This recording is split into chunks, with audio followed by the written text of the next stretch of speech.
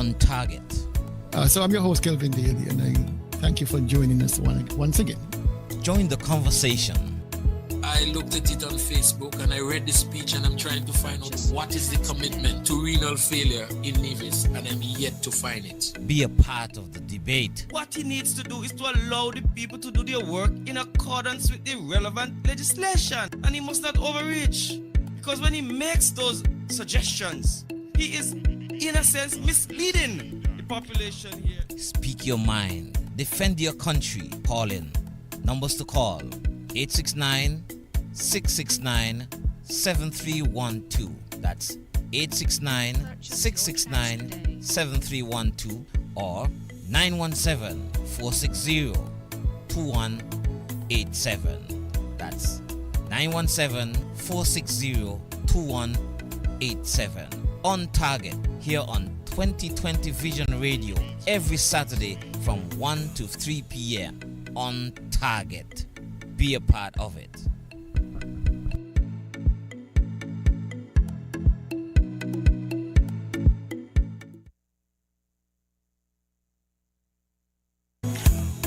On target.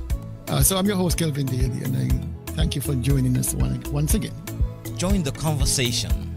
I looked at it on Facebook and I read the speech and I'm trying to find out what is the commitment to renal failure in Nevis, and I'm yet to find it. Be a part of the debate. What he needs to do is to allow the people to do their work in accordance with the relevant legislation, and he must not overreach, because when he makes those suggestions, he is in a sense misleading the population here. Speak your mind. Defend your country. Call in. Numbers to call: 869-669-7312. That's 869-669-7312 or 917-460-2187. That's 917-460-2187. On target here on 2020 Vision Radio every Saturday from 1 to 3 p.m. On target. Be a part of it.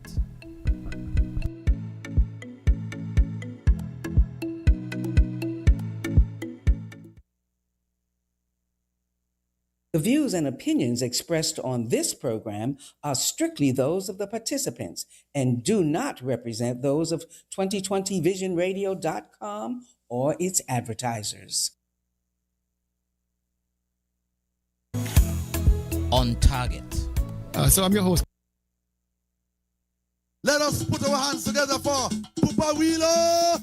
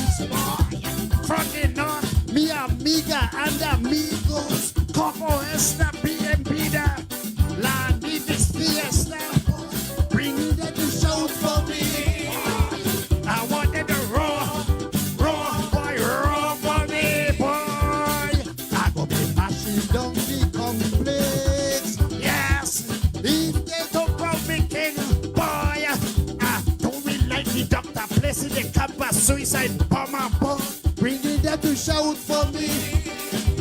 I want them to roar, boy, roar for me. Anything you want, you go get, boy. I'm mixing up the soca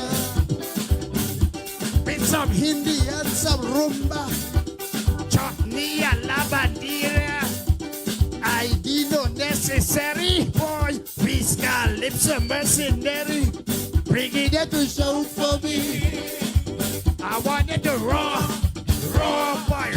for me. Maintain your impulso, total zombie and beater. Take it away.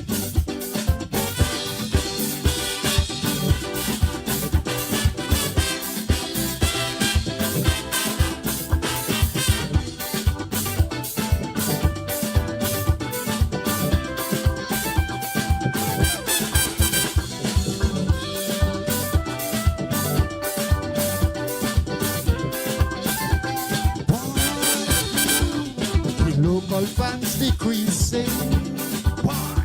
By the numbers they keep dropping. Nobody don't shout no more like they used to shout before. Boy, these grunting fans they crumbling about promise songs. Fail on delivering. Boy, start song and can't finish it. It's standard English, singing stupidness, nonsense. Why don't you sing a song and again? Tell me what happened to me fair share when the money disappear. Ooh yeah, boy. Stuart, if in question here, bringing them to shout for me. I wanted to roll for me. Complex. Yes, if they don't throw me king, boy, I do me like the doctor, placing their compass, suicide bomber, bringing them to shout for me. I wanted to roar for me. I'm gonna be mashing up the complex. Yes, if they don't throw me king, doctor, placing your compass, suicide bomber. Boy, bringing them to shout for me. I wanted to roar for me. Anything you want, sugar cat. Boy, I'm mixing up the soca with some Hindi and some rumba, chutney and lavandera. I didn't know necessary. Boy, we got lips of mercenary. Bringing them to shout for me. I wanted to roar for me. Maintain your impulso. Total zombie and Peter. Boy, take it away.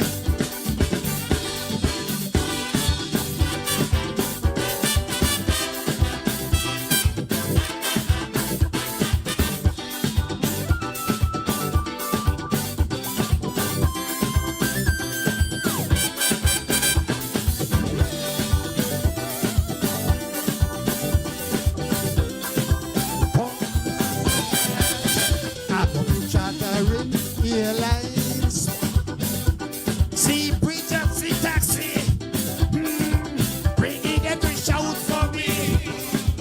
I want them to roar for me. You don't know, you got to spend big money if you wanna win monarchy. I go got the diaspora. 420 in my corner, boy, share the life, boy. Press like, subscribe, sharing. All here the diaspora's king. Your king will be knocking on your airport, knocking down hospital walls, boy. Training geothermal. Let the Jewish people sing the song. These Hebrew boys don't understand. Begging them to load for me. I wanted to roar for me. I'll be rocking down the complex. Yes, if they don't throw me king, do it like the doctor, president, compass, suicide bomber. Bringing them to shout for me. I wanted to roar for me. Anything you wine up in the soca with some Hindi and some rumba, chutney and la bandera. ID no necessary. Please calypso mercenary. Boy, bring it to the show for me. I want it raw for me. Prendete l'impulso. Todo so bien mira. Take the momentum. Everybody is welcome. Thank you.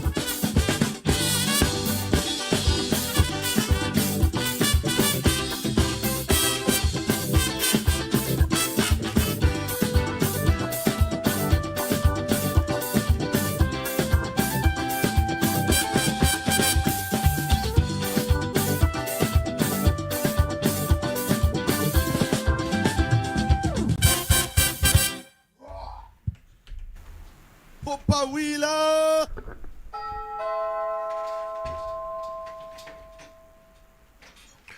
Good afternoon, and welcome to another edition of On Target. And as usual, on a Saturday afternoon, I'm your host, Kelvin Daly, and in studio with me is a man, Tulu Weeks, head shining like a penny boy. And, talk about penny. Oh my goodness, I was saying Tulu head shining like a penny, but this one here, ooh, this is pure copper. Daddy, good afternoon. Oh, Jesus. Wow, we started off hot.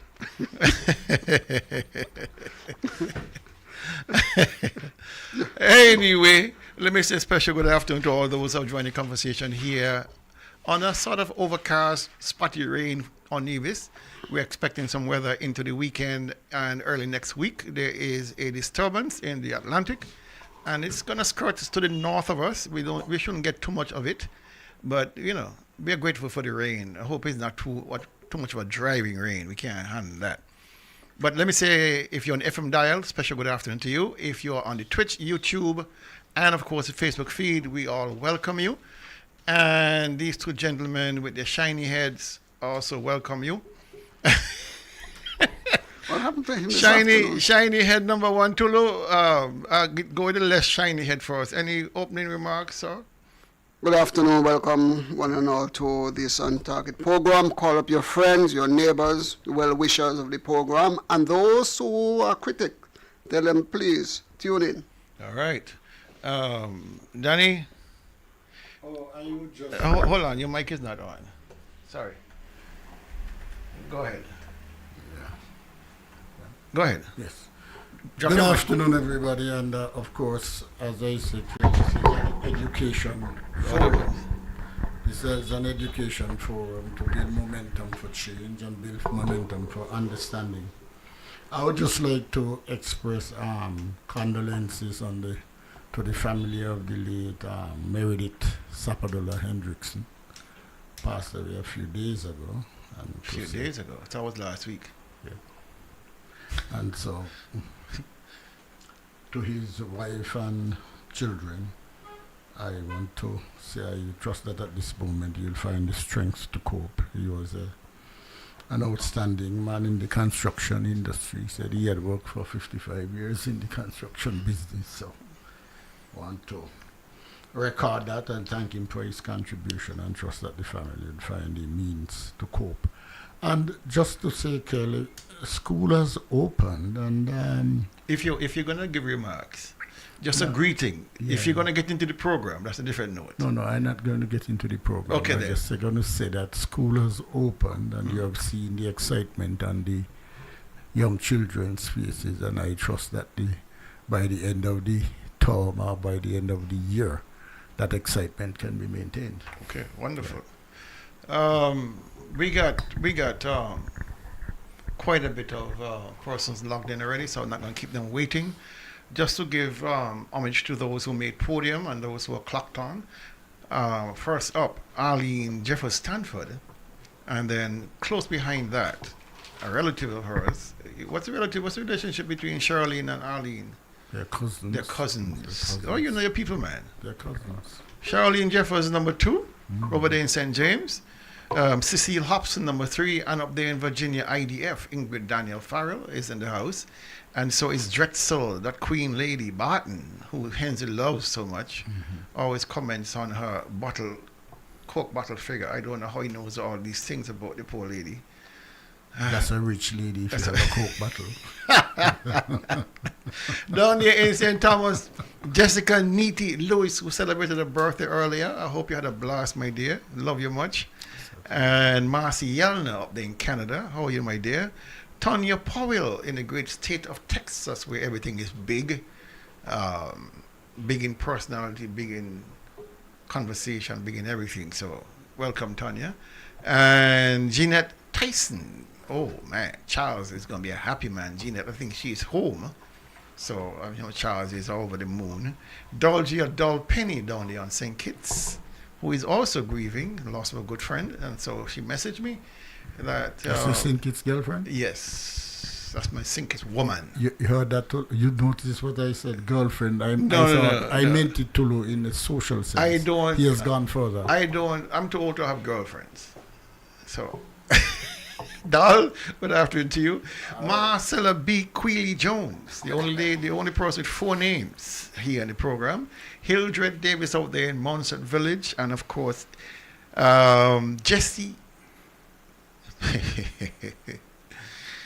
The only woman on Nevis with the owner estate. Who's that? Judy Cornelius. Judy Cornelius Webb, the only person with the owner estate. Gemini Nisbet is in the house over there in St. James. Delicious Brown down there in St. Thomas. She's in the house. Annette, the Queen of Rollins Morton, is in the house. And so is Oral Joseph. And Carol Libert Ward, she's in the house also, classmate. And Errol Pemberton, one of the best. Not I want to say the best dressed. I was going to talk about his ability to create some of the most nutritious drinks on the island of Nevis.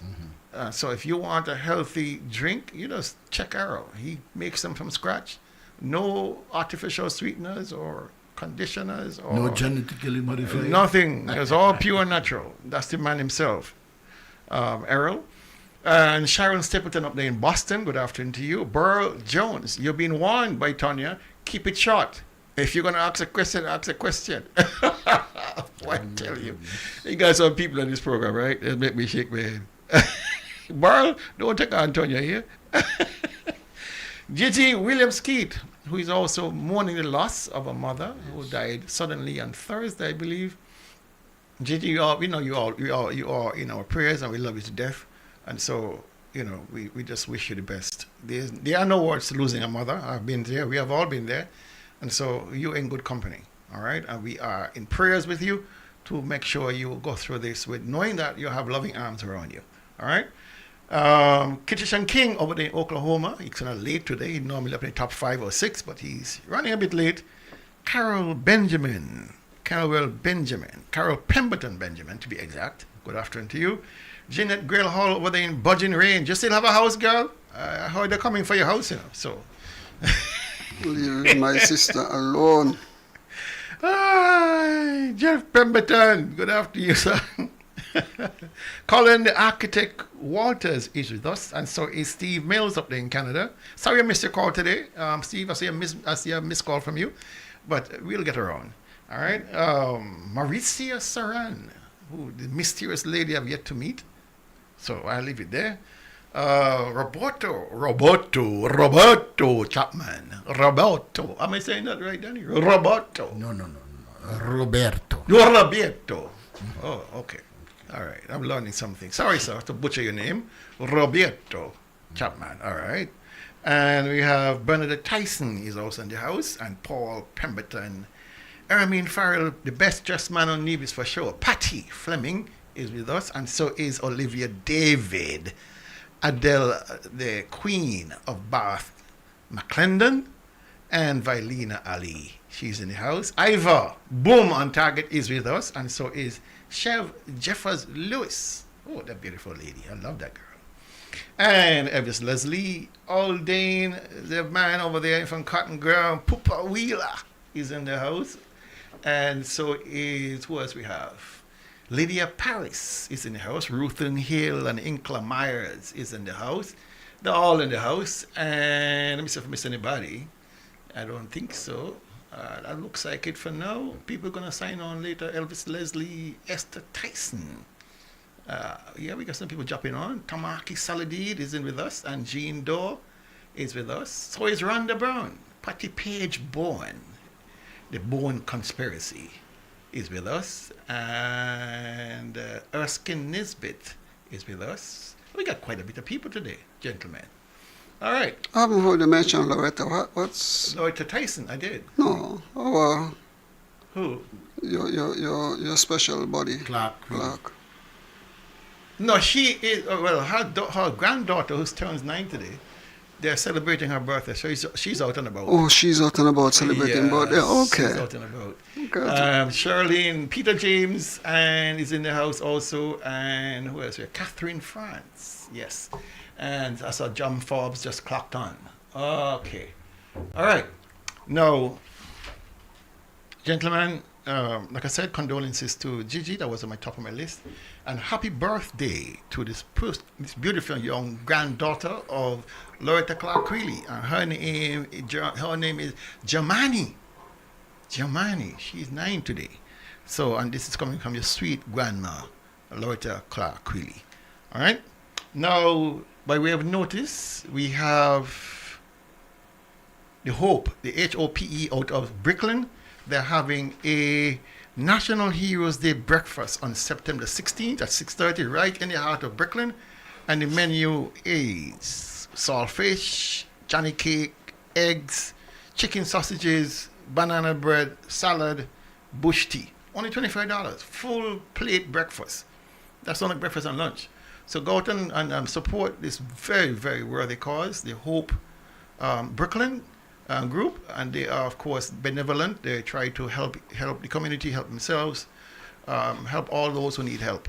Hope is the acronym, and they really mean business about helping others. So give them a hand, all right? Go and buy a breakfast or sponsor a breakfast. Okay, that is that. Health tip for today. Last week, health tip went really, really well. People were calling me about all the cherries, and they're stopping to pick cherries, and they want to know where you can get slips from and all that. And it was a wonderful feeling to know that I was a part of that, planting out there on the bypass road. So that gave me great pleasure to bring that information to you. And you'll have seen also posted on my Facebook feed, Errol Pemberton would have sent some lovely pictures of the stuff that he made from cherries and mangoes and all the good stuff. So again, I mean, you can't go wrong. This is healthy stuff.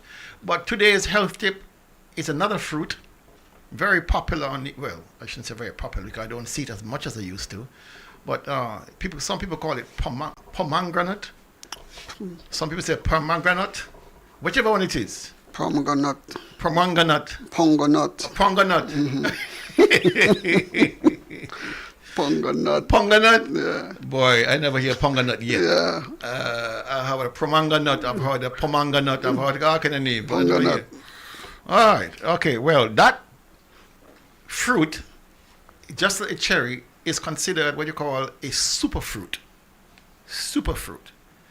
All right. Just like soursop is a superfruit. The Bayesian cherry is a superfruit. This is also a superfruit. And once you hear the word superfruit, tell yourself it is packed with stuff that your body craves and needs, all right, for good health. So let me tell you about pomegranate a little bit. I have a couple of trees in my yard. They're perennial. They just bear all the time. Once the flowers are on, they're going to give you fruit. They're very, very easy to plant, very easy to maintain.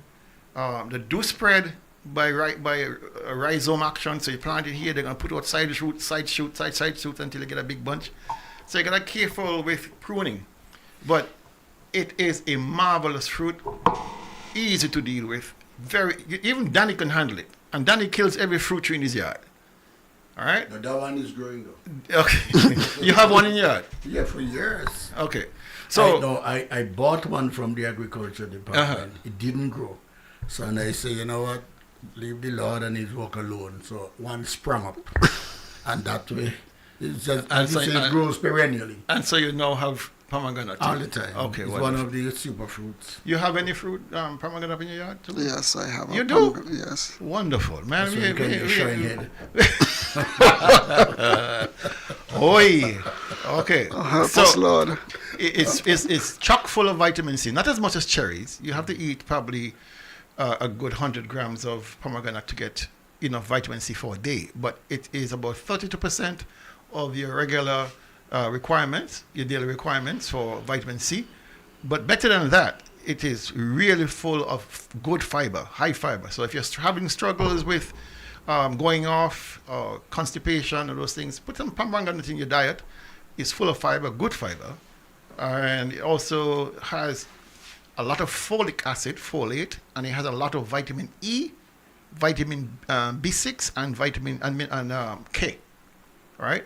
Now, it's also very loaded, and I think the phrase superfruit comes from the fact that it's chock full of that very special thing called antioxidants. And that if you know anything about what I've been talking about, that should be plastered in your mind, antioxidant, because with that, it helps to prevent or treat various disease risks, and including high blood pressure, high cholesterol, hyperglycemia, which is high sugar, and inflammation. All of these things here contribute to causing heart disease. So if you're able to control these factors here, your heart will be under less stress. Your risk of getting a heart attack or heart disease is much reduced. So, sorry, to get people to deal with this sustainable zone, which is bothering people, they need to go eat pomegranate. You interrupt me to tell me that? Yes. So let me interrupt you now. I wasn't finished. The leaves couldn't. I make tea with the leaves. So the leaves, the tea will be just as good as the fruit. No, can't. The leaves are good, but the fruit is loaded with all of the antioxidants. So you won't find the same thing in the not leaves? Not as much. Sorry to disappoint you. Because I use the leaves more than the fruit itself. Why would you do that? All those seeds in my mouth, I can't take on all them confusion. You don't like seed? You don't like seed in your mouth? You don't like seed in your mouth? Like a mango seed or a sugar apple seed. I could deal with those and a guinea seed. Careful with your language around here. We are Christian folk. You talk about you don't want a seed in your mouth. I mean, be careful. All right. It cleans the liver and it cleans the kidneys. Yeah, I should say the look on Tula's face. Total confusion. All right. So, if you want a tree, I mean, you can come by me and get a slip if you're in Nevis. If you know anybody with a tree, they're very easy to propagate. Very, very easy. Almost too easy. At one point, I had a whole row of them in my yard. And it was too much to handle. So I just chopped out a few of them and have planted something else. But they're prolific. They're very good for you. I love eating them. The birds in my yard love them more than me, so I have to be careful to fuss them. True. Because sometimes you pick a fruit and the bottom is already hollowed out. Nothing in there. True. And so you get disappointed like that. So, but my trees are bearing, and I love them. I love those fruit to death. All right. So that is your health tip today. Plant a pomegranate tree. Plant a cherry tree. That's 2 trees you must have in your yard. Go ahead, Tulu. How do you get slips from the pomegranate? Just cut them. Just prune. Just cut them off. They're very easy to and plant it? Yeah. Okay. If you have somebody with a tree, like I said, they put out a lot of side shoots. Just pull one out. You got a little bit of root in it, just plant that. Okay. It'll go good. I hope I own a door over there in Bath. She has pomegranate because she got a big yard. And, it make her even more juicy. Tulu,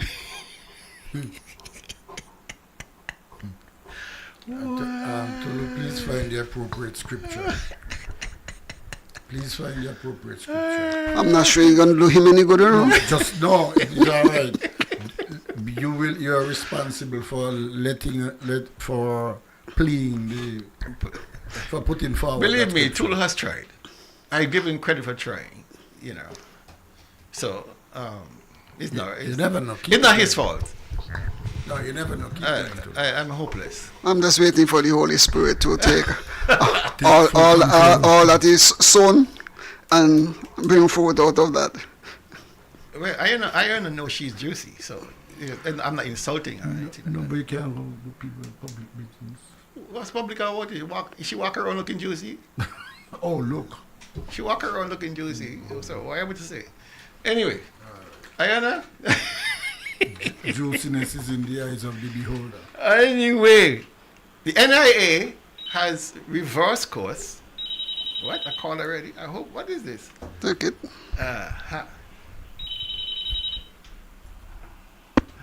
Good afternoon, you on target. Good afternoon, Prince. Good afternoon, sir. I went there last week, no? If we did? I went station, so I'm going to. Yes. No. I was not last week. Yes. No, the antenna Oh, the Comitas, services. yeah. The antenna the services your end down there in St. Kitts. Because I went market this morning, and I jammed down. I said, jammed down, the man in last week. So I'm living in the country, jammed down, living in the town. Okay. So I tell him, Well, you're on today, so that's good. I said, you was on Thursday night. Yes, we were. I went up, and I told him, we in a bed, Okay. tuning for this program, but not in the night. All right. All right, come with the old man, all right. Cool. Wow. All right.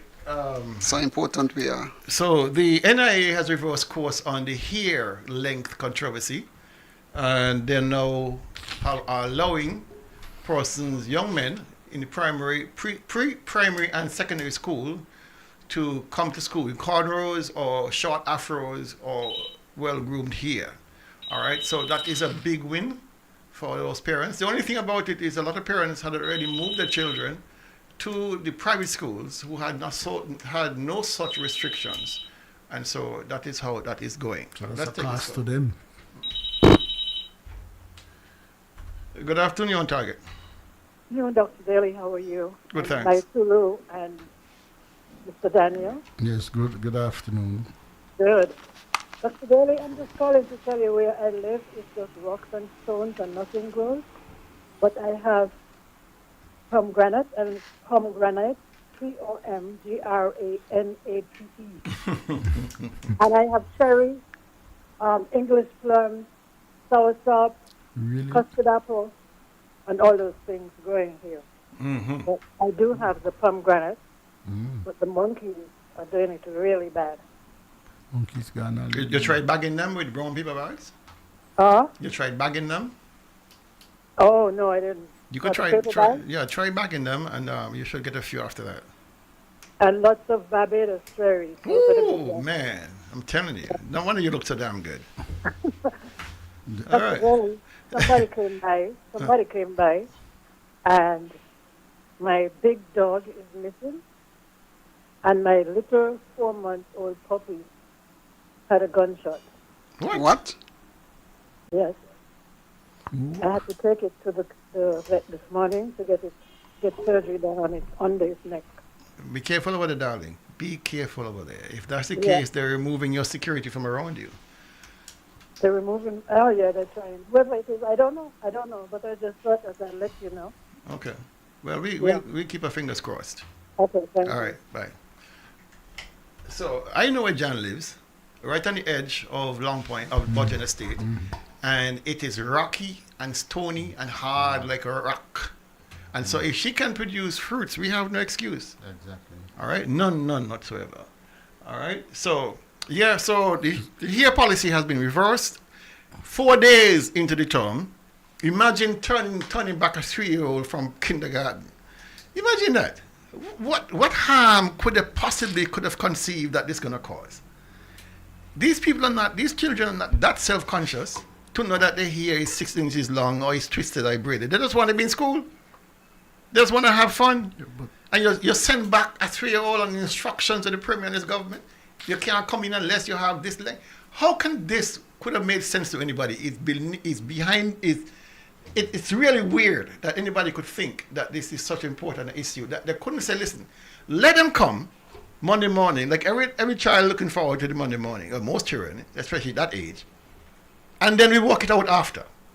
But one parent called me and told me, listen, I wrote to the Ministry of Education since May of this year, alerting them that my grandchild is going to be coming to school, and because of religious reasons, his hair is going to be a certain way. Got no response. No response. Not from the Premier, not from the PEO, not from the PS, not from nobody. Took the child to school, Charleston preschool. Monday morning, dressed up nice, hair nicely groomed. But because of religious purposes, of course, hairstyle a different way. Can't come in.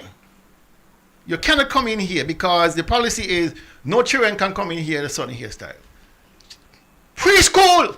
Yeah, but Uncle, you know, just to add to what the lady said, I just want to let the public know, and we need to use these mechanisms. If you write to an official in the government about a matter, and they do not, and that official does not respond, you must write to the DPP and the people at the public at Integrity Commission and complain, raise a complaint with the DPP that is provided under the law. So you write to somebody in May, it was May, yeah. And by September you get no response. No response. And the response is, but the usual thing, Kel, if you don't respond, you let the child come, since you have not been able to deal with it, because the interest, based on the United Nations Convention of the Child, everything must be in the best interest of the child. Yeah, I mean, this is foolishness, really. Back in my time, you were allowed to come to school with a short afro. One is neatly groomed. I had a very, very, very short afro. I used to pat them in. No, but and when they get home, you comb them out. Yours was long, but for school. Right, but the silly thing about it, my parents knew what they wanted, how they wanted me to look. I didn't have no choice in the matter. All right, so if you have a parent that is religious in that sort of way, that they want to make sure that the children are recognized as belonging to a certain sect, it is really untoward to tell a child to go back home. But I'm glad they finally got the sense 4 days into the term. But it's typical stupidness. But Kel, I thought the 1970s with the Black Power movement and so on, people begin to say you want your hair to be an Afro and so on, and we had so much trouble to even not get Afro accepted. For me, I would imagine that there are far greater issues to attend to in education in September of 2025 than the length of people here. I would think so. Foolishness. We got to move on because we got quite a bit to cover. The question was asked Thursday night, Tulu. Can CBI citizens register to vote? Your opinion was no. I said no. You said no. So, I'm going to go research. Really? So I had a friend of mine made some calls to the electoral office in Nevis and the electoral office on St. Kitts. Two different answers. The electoral office in Nevis said no. The electoral office in St. Kitts said yes. Wow. All right? No. So it's easier to register if you are CBI citizen on St. Kitts than on Nevis. If you live in Nevis. But one thing I did not know, and there's no reason I should know, is that the passports for citizens, natural-born citizens like us, there's a B, meaning birthright, in front of the number on your passport. And if you're a citizenship by investment kind of citizen, then there is a C. All right? So when you go to register, they will see the B or the C. If you are a C, the rules as it is presented to me, here on Nevis, you have to now present a lease document to say you own property, or you've been resident, or you can present a COT, a certificate of title, that you own, you have bought property. Any one of those two, along with your passport, would allow you to register to vote, even though you are citizenship by investment citizen. Yeah, but after you, that is easy, because these people have money. That's easy. So you get that, and then you go to vote. Yeah. But the argument that because you're a citizenship, but you get citizenship by investment, you can't vote. That is part of the challenge. you have what, 20, 30,000 people who can be added to the voters list in a short space of time. If they choose. If they choose. So if they so choose. Let me come back to you. How does that ties in to the special economic zone that they said is going to be housing the thousands of people? How we tie those? We're going to get that. Okay. I just want to show you. I just want to show you that you were wrong. No, Navy said no. Sinkin says yes. Navy said no on the condition that you must bring in these 12 all pieces. this kind of craziness. Once you bring them in, you can vote. Sinkin didn't require those. No. Oh well. No. All right. There was a meeting. There was a meeting of the CBI countries in the OACS, meaning Grenada, St. Kitts Nevis, Antigua, Dominica. Alex at St. Vincent. All right. And there was an agreement that there must be a residency requirement for persons to be able to register to vote. They agreed on that. What they have not agreed on is the length of time you need to be a resident. That has not yet been put out there. Whether it's a day, 2 months, 2 years, 3 months, whatever, they have not said. Because you see, those CBI countries are under tremendous scrutiny right now from the US, from the UK, from the European Union to tighten up on the persons who are coming to get our passports. And so by asking them to be resident, a lot of people don't want to be resident. No. They want to stay in the Far East, pay their fees, get their passport in the mail, and they're done. That's it. All right? Now there's a residency requirement for CBI. They have yet to determine the time, the length of time. So at some point, there will be enforceable residency requirements. It does not, and it actually makes it easier for them to register to vote. Because then once you have that piece of paper to meet that qualification, you can vote. All right? Now, you guys understand where we are heading? Tula alluded to it. We are heading in very dangerous territory because there are about 50,000 CBI citizens out there, just equal our population in St. Kitts and Nevis. And then very shortly, if things goes the way Brantley wants it, we add another 7,000 to 10,000 people. And we'll get to that more discussion in a little bit. Okay?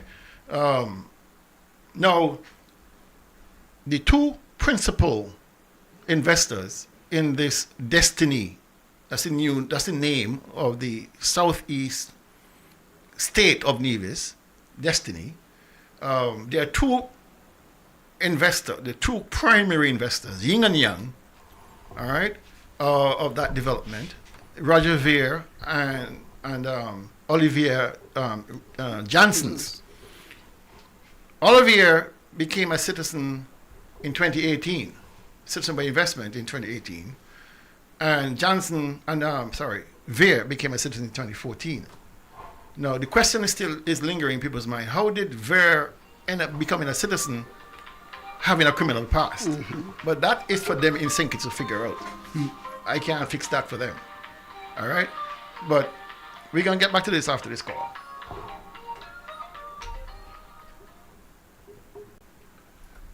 Good afternoon, you're on target. Yeah, good afternoon, Daly and Company. Good afternoon. Just a question. Yes. You know a man named John Crow? Who? John Crow, he was a fisherman. John Crow. I can't say that.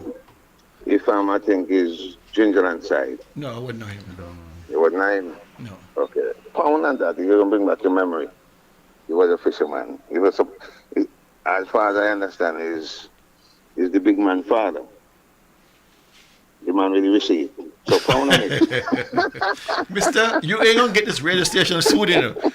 Stop it. All right. Later. I know who the boss talking about. Anyway, me ain't touching that.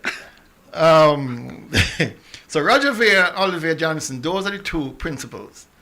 All right. So far that we know of, that has been documented, Olivier has already secured 94 acres in the Webb's Ground, Hickman, Fothergills, and Bachelor Hall areas. All right.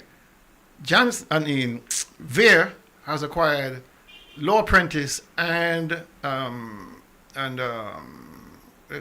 Morton Hill in Saddle Hill. and he has 80 acres. All right?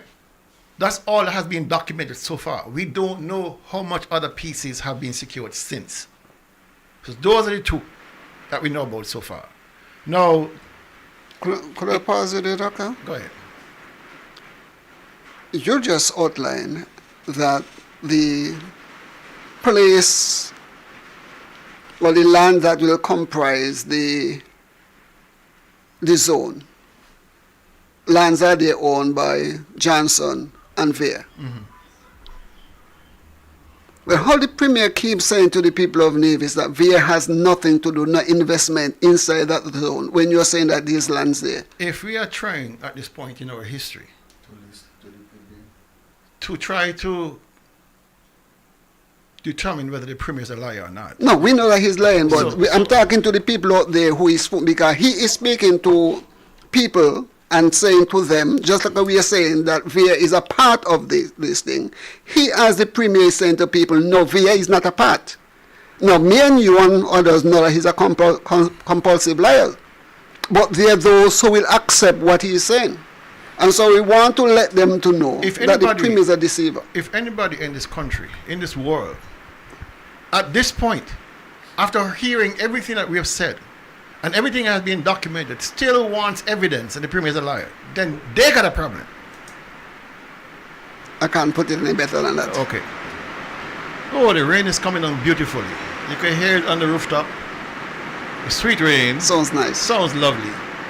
All right. So the reason I brought this up is because both of those gentlemen, being the principals, have now,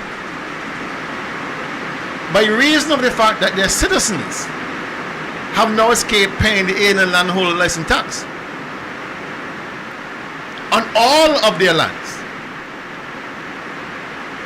We know that. You understand?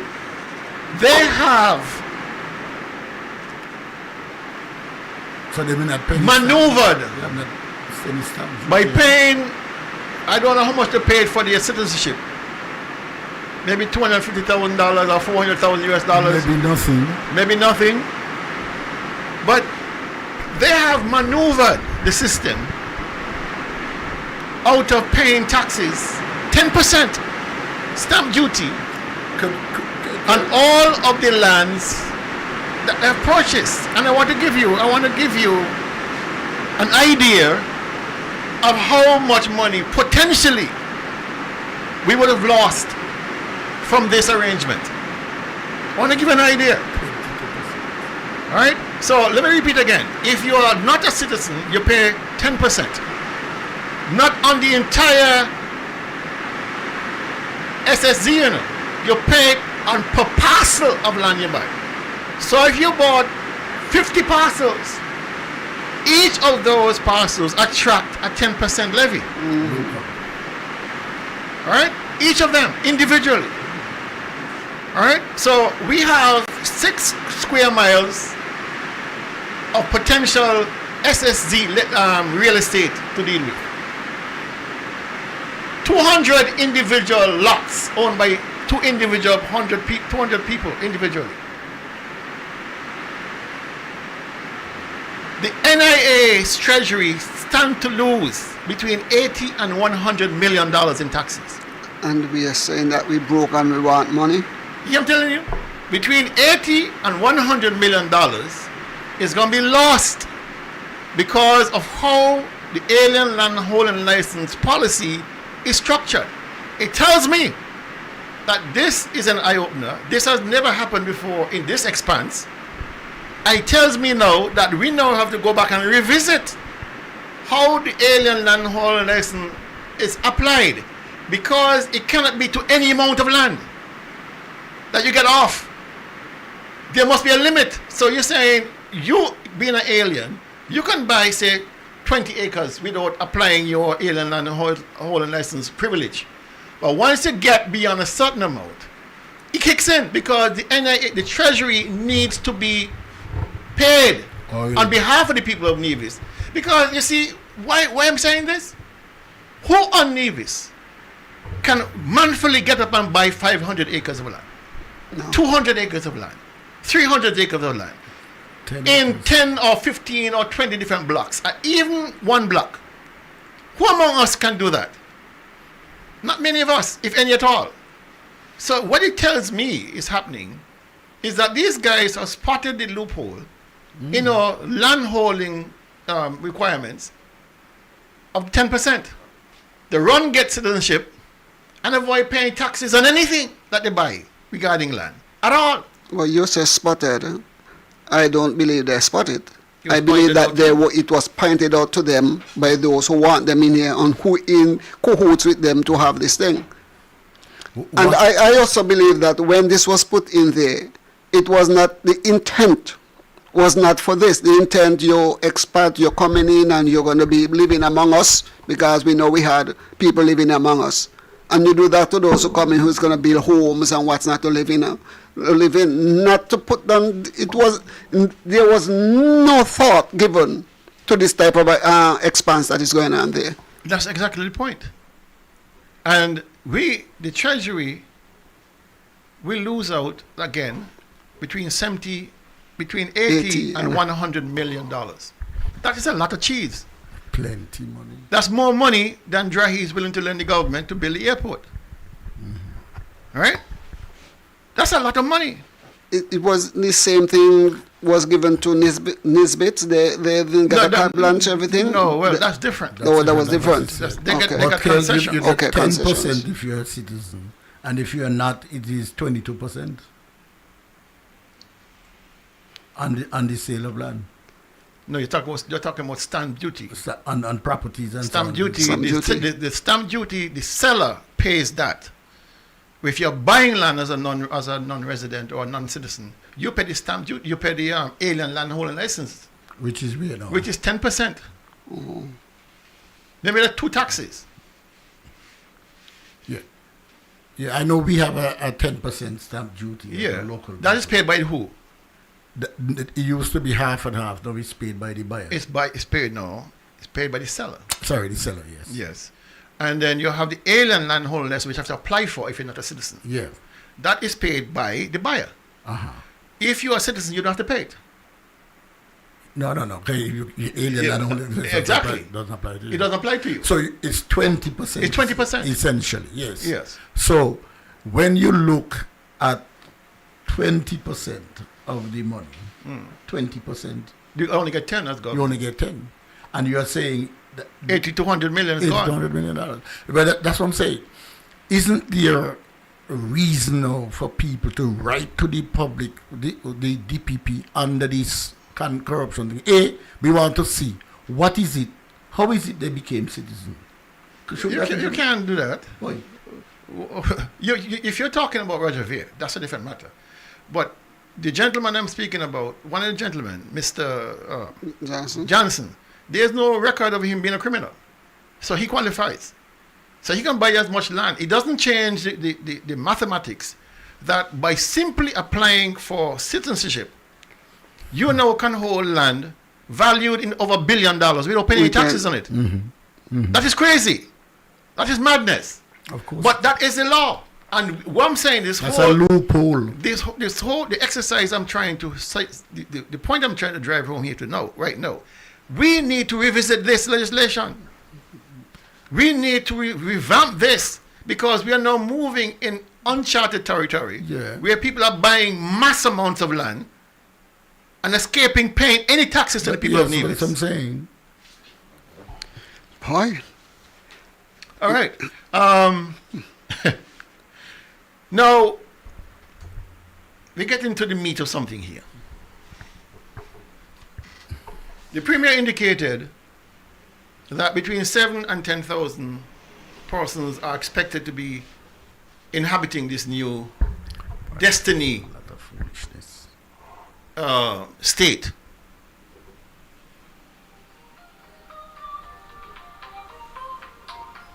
Take this call.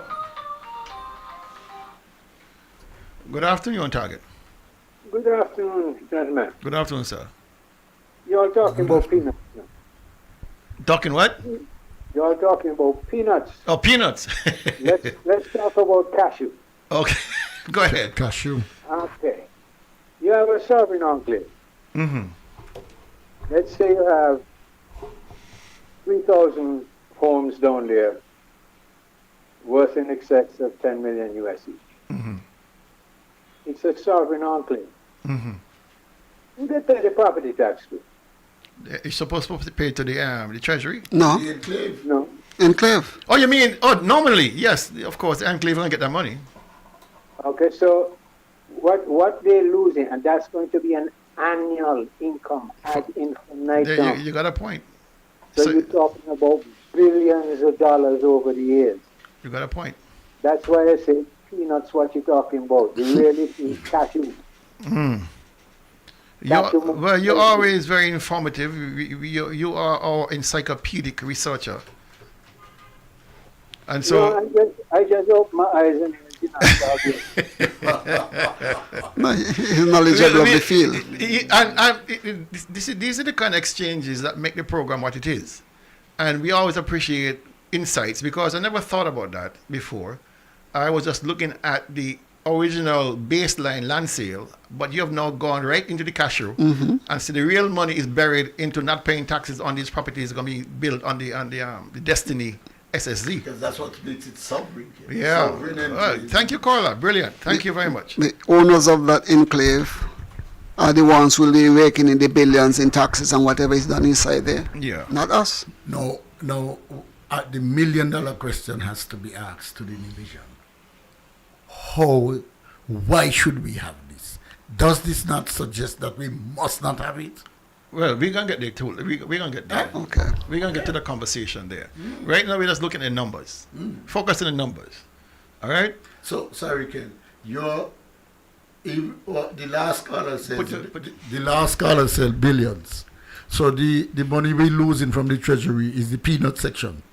Well, you can imagine? Peanuts get real expensive there. No, I mean, we're losing 20 billion, from 20 million, 100 billion. Well, based on my rudimentary calculation and the land prices that we've seen so far and the quantum of land, you're looking between 80 and 100 million in lost revenue from not having to pay the alien. That's just from the alien and holding license. Yes. And the caller is adding to this now that when you put them in the enclave, the taxes are paid to the enclave. Yes, in the billions. Wow.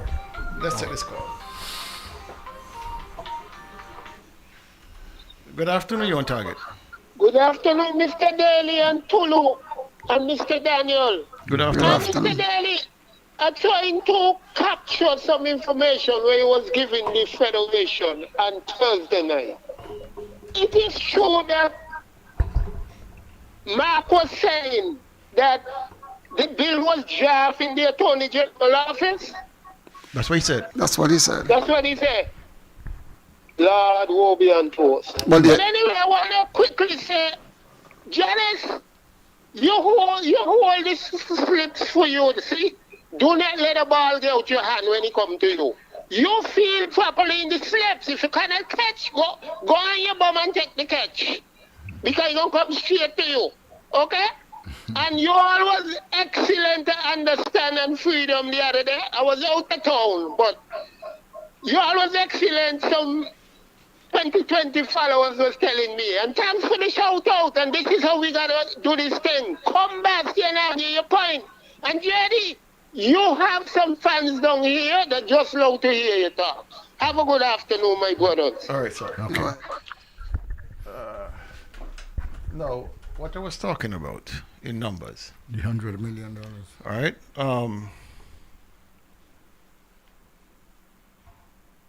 The CBI status of the 7,000 to 10,000 new residents on Nevis, most likely to avoid paying the alien non-holding licenses on their property, they will also become CBI citizens. They will be advised.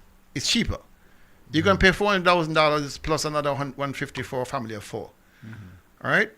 So it's cheaper for them to do that. And as the caller indicated before, I mean, these are multi-million-dollar U.S. properties that they're trying to build. So the value on them is significant. Start that the thesis you just start there. The people who comes into the enclave would be able to buy. I think they'll be advised to become citizens of St. Kitts and Nevis, to have CBI status. I think they'll be advised that it works out better for them.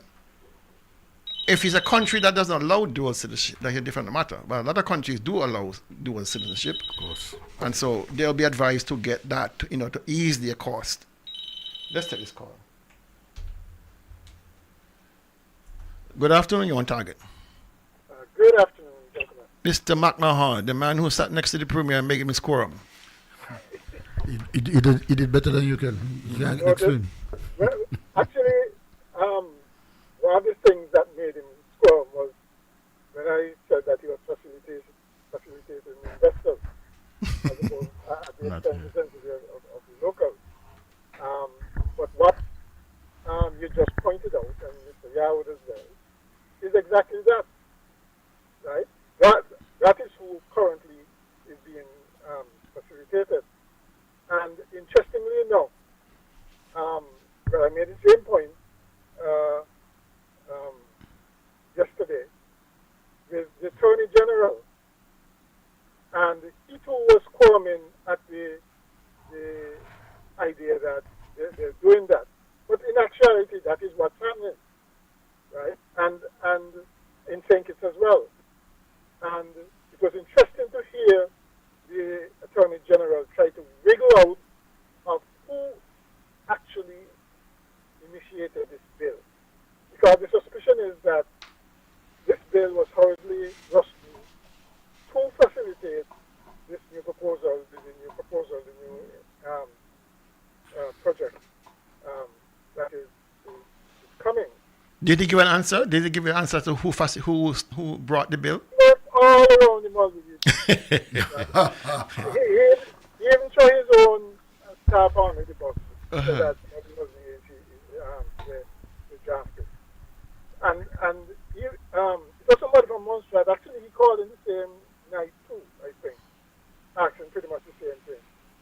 And even the presenter there, the host yesterday, kept trying to pull him around to, was there any input from Nevis on the SSC bill, right? Mm-hmm. And he went all around the world. And up to now, he didn't answer. He said, he used the word potential. What does that mean? Either they had input or they didn't, right? Mm. But it's interesting to see the squirming and the wriggling, trying to get out of this. But it tells you what? It tells you what, Carla? It tells you there's collusion. If Brantley's squirming and he's squirming, and definitely the Prime Minister is not comfortable, it tells you there's serious collusion on how this bill originated. And not only collusion, it suggests that even they feel there's something untoward about this. Well, I'll share with you what I heard from a very, very, very top source of mine. That the developers came with this bill in their hand,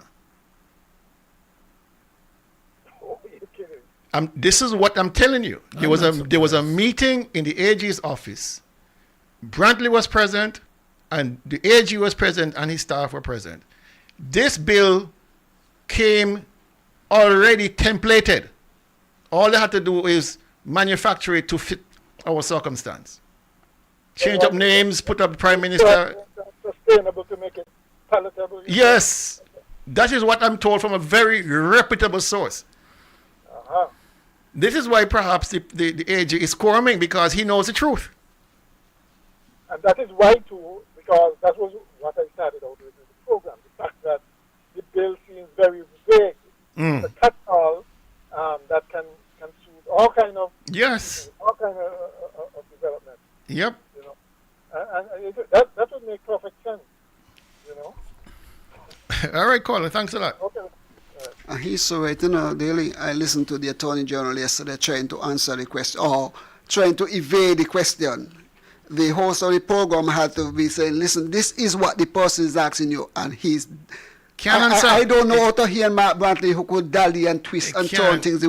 You have to forgive the AG. He cannot answer the question, because if he answers it, he implicates himself. He implicates the government. Because how can an investor come in here with their own template for a bill, give it to you, say, listen, just twist around a few things and put it on the table for passage? That is ultimately treasonous. I bet you that you ask that of the Attorney General, he'll tell you that is absolutely, this is all this. Of course. But listen, why would anybody, especially anybody of that I consider good sources, be conversing with me and say, listen, this is exactly how this bill got done? Who am I to believe? The AG, Brantley, or this person who called me? I believe the person. The person who called me had no skin in the game. He just wanted to set the record straight. Brantley was saying it's the AG's office. Yes. He had nothing to do with it. Right? The AG can't answer who exactly did this bill. It tells you that there's a potential, greater potential for this being truthful than not. Somebody don't want the public to know how this bill got on the desk. They have something to hide. They're hiding this. I listened to the Attorney General. I said, listen, this Attorney General is hiding. Let's go back to the calls. Good afternoon, on target. Eternal love and greetings to you, Brother Daly. Good afternoon. And blessed love, Brother Tulu, and blessed love, Brother Henry Daniel. And to your listeners, blessed love to them. And to the Navy people of love. I would just like to state where I hear Brother McMahon and reference to the AG and this bill was indicated from, you say, in the office of the AG, from the Premier Woods. I would just like to state that this is very insisting that we're seeing where the Masons are risen within their own power. And I really a lot you all don't want to address these things. You are cutting one kind of trying to hide that kind of indication for the well-being of party popularity. But our people got to be real serious about this system. Because you can't tell me and craft a system when you don't know what the dominance or what the system is creating in its own craft. There can't be a set of people in a thing around here. So it's time now we start to realize where are we going to make these kind of emphasis in changing where we see the damage, what is being done now, to what cannot be accrued to another generation. Because we come like the queenship and all these US Yankee or cookie dollars are coming through our kind of moderation scheme. I'm applying as investors to create something that is not value for our people development. It's a shame. You want to tell me that people out in a university, let them get our kind of bachelors and all thing, and we can't come down here and do none for oneself. What kind of creativity are we building? You got a point. We really got to open up. Anyway, bless the love and guide you all safe. Thank you, brother. No, we got a little bit sidetracked there, but it's important. The sidetracks are always important because it's ancillary information that butches the main point. Exactly. All right? And the question that was asked from the gentleman from Montserrat, it was? Yeah. He has spawned a whole new debate how this thing originated, and it's clear now. Well, at least it's more clear. The origins of it was through the hands of the investors. Never heard about that before. But I understand a friend of mine, after I made that claim on Thursday night, a friend of mine called me and said, do you think that's the first one? No, it's not the first one. Oh. You need to look at the gambling legislation that was recently passed. Yes. You know, that was created by the gambling people and brought to the government. So, when you read that, you see that. Yeah. All right. So we were talking about the monies lost. The cost to our people from this SSZ destiny. All right. Now, the Premier indicated, like I said, 10,000 persons will be coming into this development. All right. Now, I would suspect that would be advised by Daniel Brantley, who is a lawyer who does CBI. It's cheaper for you and your family if you become citizens, if you're allowed to become citizens based on your own country's regulations. All right. But let's assume, for argument's sake, that these 10,000 people do want to become citizens. What kind of money is you're talking about in terms of processing fees and application fees and all that? So let's look at that a little bit. If Daniel Brantley was to even handle half of those 10,000 people, so 5,000 people, he has the potential to walk home between $15 and $20 million US. You understand what I'm telling you? If he even handles half of the 10,000 CBI applications, he potentially can walk home with between $15 and $20 million US dollars. That is on top of the millions that the wife business is making. This is just legal fees. This is just processing fees. All right? So we losing between 80 and $100 million. The island is losing, while his family is raking in maybe over $100 million. Well, we're going to get to all the numbers. Oh, okay. Let me wait on you then. No, we were questioning, why is it that Dr. Drew and Dr. Douglas and the rest of them are being so quick to drive this legislation through? Ram it down our throats, no discussion, no town halls, nothing. All right? We all know that the CBI has been hemorrhaging money badly. Projections are down. Receipts are down badly. How much money you think can be generated for the federal government if there was 10,000 persons were allowed to become citizens, who are granted citizenship? You're looking at minimum US $500 million, $1.3 billion into the coffers of the federal government. This is all money. This has nothing to do with right and wrong or what's ethical or moral. This is about the bottom line. It's always been about money. Whatever these investors would have told Brantley and told the federal government, that the potential for all this revenue coming in from CBI, from different taxes, this is what is allowing them to be selling Nevis down the drain. Money. Lots of money. Lots and lots of money. Things are now starting to make sense. Because you can't tell me that they cannot see or could not have seen the potential for the destruction of Nevis. You can't convince me of that. These are smart people. These are people, most of them with family ties on Nevis. Me talking about same generation. And you look at this and saying, boy, the bottom line is, boy, we could make $500 million in CBI receipts from processing 10,000 passports. Guess what they're going to do? Nevis be damned. And he ain't finished there, you know. Because Brantley making his money, going to make his money off of CBI processing. The federal government making their money from their fees. What Nevis people get? What Nevis makes. We're losing money from the alien and oil license. So we're going to lose millions, tens of millions more from concessions to these people. So what do we get? What we get? What do we get? Those are the million. Those are the questions that the people. The premier's wife going to walk away with at least $50+ million for her in terms of her intervention. Yeah. Her intervention. All right. The only people who's going to lose in this deal is the people of Nevis. Yes. Even those who would have sold their lands going to end up losing. There's a biblical connotation that Esau sold his birthright for a bellyful. And then when he turned around and he bawled bitterly when he realized what he did. And it is that we have this one family on the island of Nevis has been able to dupe people, and this is what I'm going to say, dupe people out of their property, not informing them as to what they're buying their lands for. Because I am certain if they had explained to these sellers that this is what we are going to be doing, and they'll be cut off from the rest of Nevis, and you would not be able to be a part of it, they would have thought twice. But that reminds me of Jonathan Christian Berry, because they were able to sell him a scheme where he gave them his $250 million through that same family and lost it all.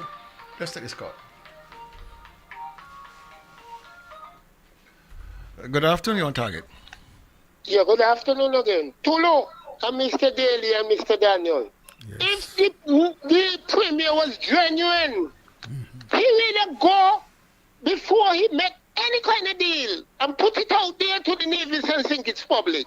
He should have go and bring some town hall, but they're all playing a game. And they're going to lose it, and they're going to lose the fight. Because I could tell the kind of bad name he got in Bastille, and people now sizing him up as a gangster. He is a gangster. That's gangsterism. You going and doing such a thing, and then you come to the country and come on to say your money in your wallet. This is not your BMW, and you must say this where you just up and down Nevis a pose up like you is a Jew. Come on. Keep some town hall and get the public educated and get people to understand what they're getting into. Oh, you say, you boy, man, we don't know, you know. Tokyo and Tokyo. But the worst part of this is not that he did not tell us what they're doing. The worst part that he was denying, okay, that anything exists and he knows nothing. When we know and found out through him that at least since 2023 he knew. And I'm saying, and I've convinced myself that he knew about this before 2023.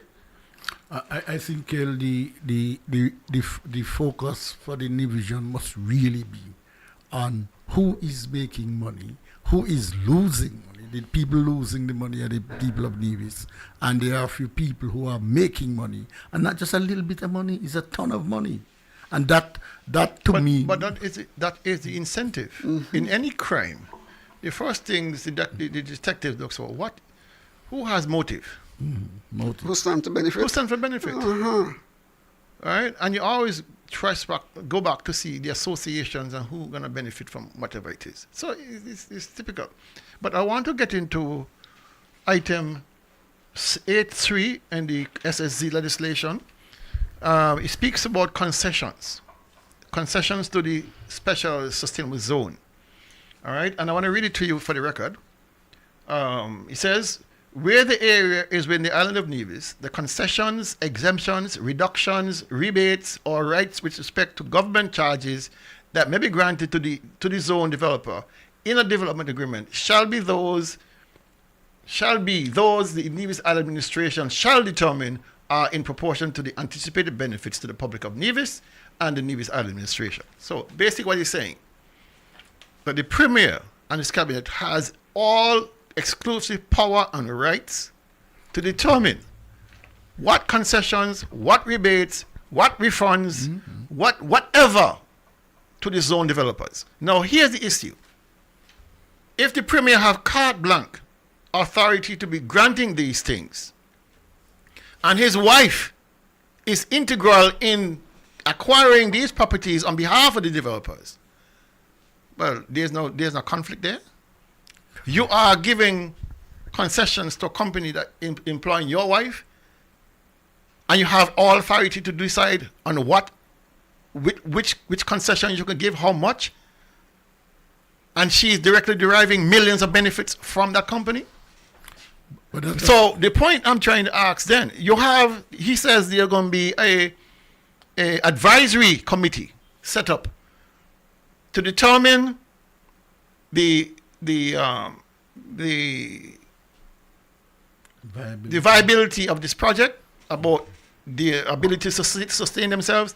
So if you're going to be going through and forming this committee, the developers are going to form this committee, then who is protecting the rights of the divisions? Nobody. Because the Premier is acting like he's a spokesperson for this development. Well, that's a fact. And when you look at the concessions list that he gave to Nisbets, because you remember, he was representing the buyer and the seller of Nisbets.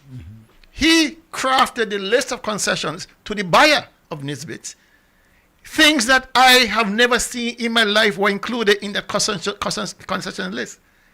Here you now have bigger money on the line. So the concessions are bigger? Over potentially $50 million in CBI applications on the line. It's incentive. But I want to suggest... Motive. I want to suggest to you that these concessions has already been discussed with the developers. They knew what they want to get in. Of course they know. Okay. Of course they know. What we've been treated to is a drip release of information. And he thinks somehow that benefits him. It's not benefiting him because it's keeping the story alive. If we were to have a series of town halls, just put everything on the table. It's done. But when you are forced to, by questions, to release drip, then those things come back and bite you because it always opens a new door of discussion. And that's what's happening now. So back to this concession thing here. Remember the concessions that were given to Mr. Drahi. Full, total concession. Carte blanche. Concessions. 40-something million. On $40 million of art imported to Nevis. Paid not a penny. Not a penny. When if he had applied even at 12%, they'll have collected over 40 million EC dollars on that. He walked away with nothing. All right? So you have the Nisbet exercise, you have the Drahi experience, tells you where the premier is heading. And he's not in the best interest of Nevis because he intends to give away everything to make this happen. For his benefit. Of course. All right? Now, in my view, the premier is compromised. He's not an honest broker in this because he's out there on the point man promoting this development rather than speaking in level terms or balanced terms. He's actually the promoter of this development. True. Let's take this call. Good afternoon, you're on target. Good afternoon, Dr. Daly. Good afternoon, Mr. Daniel and Tulu. Good afternoon. Dr. Daly, there's so much that can be discussed about this. And if we've been paying attention, the lights were already shining, but we weren't looking. We were turning our heads away. One of the things that have come to my mind is when NRP brought the investors in and had the town hall meeting to talk about what they plan to do over there, it opened up the eyes of some of those same people to what existed in Nevis. That town hall meeting had more expats in it than local Nevision persons. Okay? And I question that. That's one. Two, when is the next election, Dr. Daly? 2027. Constitutionally. Okay. All right. So the contracts that have been made were asking people to sign a contract for 3 years. What is it that would take this long? They wanted to make sure that who is in there gets back in there. Yes. And you brought up a very good point. I've always heard that the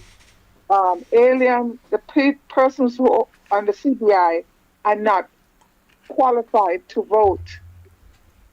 The last election that happened here, votes were in a box before people started to vote. Where did those votes come from? This thing has been going on for a long time, and putting the wheels in place to make it a go have been going on for a long time, much longer. And it would have been to nobody's advantage to come out and do town hall meetings. Just like we have all these questions now, these questions would have been long had back then. Okay. This thing is deep. We're gonna get deep. And I want to encourage you to continue to bring the information to the people of Nevis, and for Nevisians to listen. Stop trying to listen to what other people are telling you. Come to the radio stations, listen to the facts. Even when other people are speaking, listen to them, because they give themselves away. All right. They give themselves away in every presentation. Thank you, caller. Thank you, Dr. Daly. All right. You talk about deep. Let's go deep. You want to go deep? Should go deeper than this to go? Just one Let's brief go. comment, Kel. It is quite unusual for anybody in charge of a government to be the lead promoter and marketer of a project of a developer. That is the work of the developer. So this is something is very, very wrong with the concept of the head of the country doing the promotion and the marketing and the selling idea to the people. The developers must do that. Thank you for that. All right. Vance Amory International Airport. What does this have to do with the SSZ? It become part of it. The Vance Amory International Airport redevelopment program. What does this have to do with the SSZ? Must be part of it. Who is it really for? The caller mentioned that this thing has been in the works for a long time. It's been in the works for a long time, believe me. You realize Mr. Drahi has basically pulled back a bit with his financing. Even though Brantley says Mr. Drahi is on board, that $25 million investment he had promised to make is still on ice. It's not in the account of Mark Brantley, of the NIA, sorry. It's not in the government's account. Neither is the $19 million from the Taiwanese. So what is really going on here? It appears to me that Brantley is eating on both sides of the line. Both sides of the line. He is now seeing an opportunity to get the financing for the airport, not to Drahi anymore, but through the two owners or the two lead agents for the SSZ. It will suit them well. You remember he said in a meeting that with the extension of the airport, all sorts of private jets gonna come. He didn't say commercial jets. No, private. He said private jets. Well, these people, these 10,000 people who got millions of US dollars, hundreds of millions of dollars, where do you think they're going? They think they go commercial traffic? Well, they have their own aircraft. Never happened. Right? And I am being reliably informed that monies have already filtered through by these developers to fund that airport project, to make it easier for them to come and land their jets. Makes sense. And then transport themselves to their SSZ condominiums and exclusive zone. It makes sense. So this airport is not for us. All they talk about this and all talk about that. At one point, I think Janet Grelhall called in some months ago and said she worked in the airline industry for a long time. You just don't get up and build an airport and expect people to come, airlines to show up. It doesn't work like that. No. You have to go out there and build contracts and convince them to come. But these airlines make airport viable. All right? And so it tells me that this airport, the insistence, even with information that the current airport, the extension cannot pay for itself. You remember the conversation? The airport cannot pay for itself. From their own numbers, they were making $5 million a year in profit, in revenue, and spending, $5 million in expenditure and generating $2 million. Yeah. Brantley was not concerned. Because? He said, sometimes it's a public good. Because he don't have any mind. This airport here is for the people over there. They're going to pay for it. Matt's adding up, Dr. Daly. They are going to pay for it. You understand? Because they're coming in with 10,000 strong. And they're going to be leaving and coming and going. He said that. They're coming and going. They're going to pay for itself. All right? But we ain't But he did not want to put those numbers in the calculation. Because it'll raise a flag as to where this money coming from. Where is this additional money coming from? He could not put it in there, and the guys who designed the airport, Perez Engineering, did not know that this was to be added. So all they did, Perez Engineering, to their credit, was to calculate based on the present trajectory. What they know. What they know. What they know. And so they said, based on current trends, we expect that we're going to make 800,000 US dollars. That is their figure, not mine. If they knew that 10,000 guaranteed passengers were coming to go to the SSC, they had a different calculation. They have a different calculation. But how would that... But Brantley did not tell them to put that in because Brantley did not want us to know. But then, how are we going to be benefiting from this? Because remember, they promised their own customs. All of these things inside that airport, if they think whatever fund generated to the going to that project there, that once they come to our airport, they clear our customs. But once they go over there, that's a different matter. Remember, part of the dry heat, the original thing, if my memory serves me right, dry heat, we were saying, whoever the main developer, we're going to control a section of the airport. Yeah, for the jets. For the jets, and all that comes to there, the funding, everything goes to them. We would have been controlling the commercial thing that we are presently happen. So there is a possibility still that we are not going to be benefiting from that. Because remember, if they're funding the airport, it's the airport. Remember the dry people that will have it for 20 years in this? This is where I'm getting to. Okay. We don't know what financial arrangement is being made with them. But shouldn't we know? We don't know. Is it the same terms as with Drahi, where they control 70% of the income? Or whatever it is? What trade-offs? But clearly, this extension has nothing to do with guests coming to Four Seasons. No. And Drahi has felt sidelined. He felt betrayed, and he is now reluctant to put down his money because he can be forced out. He is not in favor of this neither. 99.9% of the expats on Nevis don't want this SSD either. They see it as an existential threat to Nevis itself. I've never got so many phone calls from expats in my life. Phone calls, messages, WhatsApp messages, messenger messages, emails. From expats. Terribly concerned. I've got more interest from expats and locals. Because I'm telling you, it's shocking. You got people in the US. And my brother then he went to some events over the Labor Day weekend. People in Brown Hill who went to the event saying, this is good thing. Mark Wright. What? And every expat that ever picked up the phone or sent a message said, Dr. Daly, this is dangerous.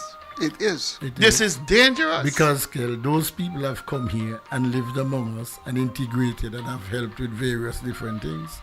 So that is the model we have. Let's take this card. This can't be changed just so. Good evening, you're on target. Good evening, Dr. Daly. Good evening, sir. And to the other two gentlemen that is there and all the listeners. It is Winston Welcome Manners. How are you, sir? Winston Welcome. I am humble and peaceful.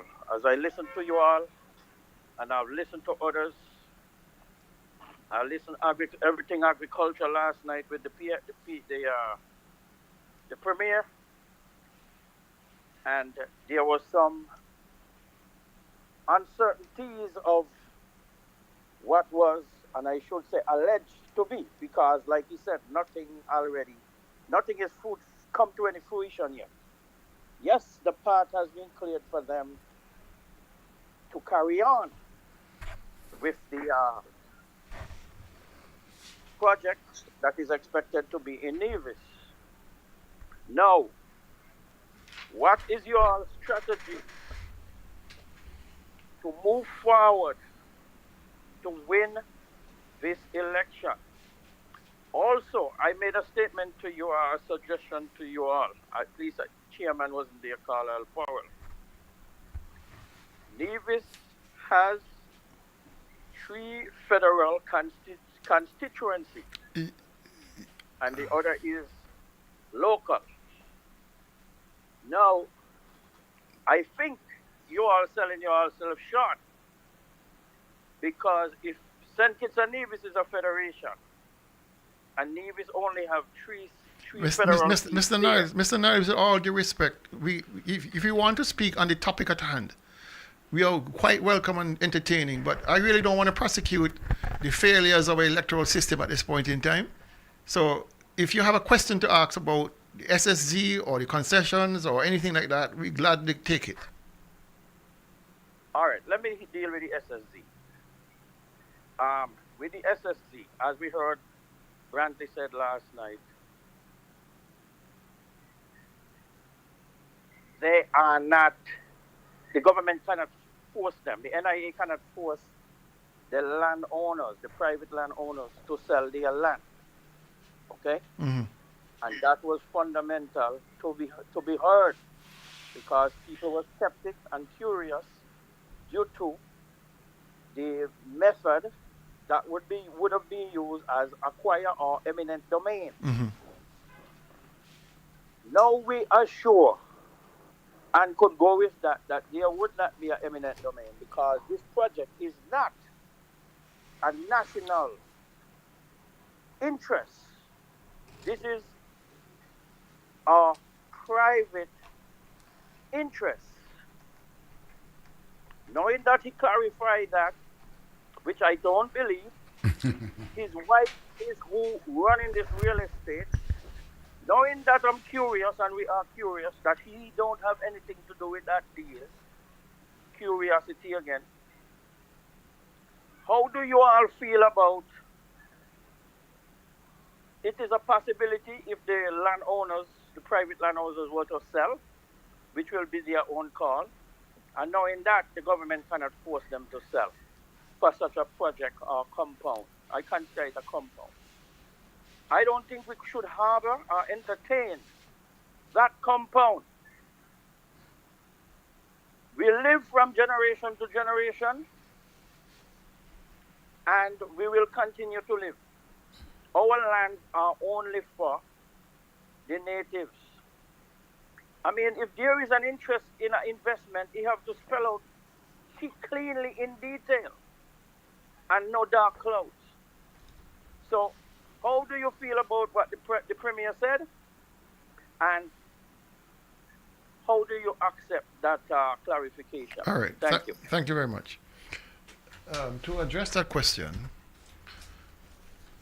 believing the Premier is not something I have a thesis in.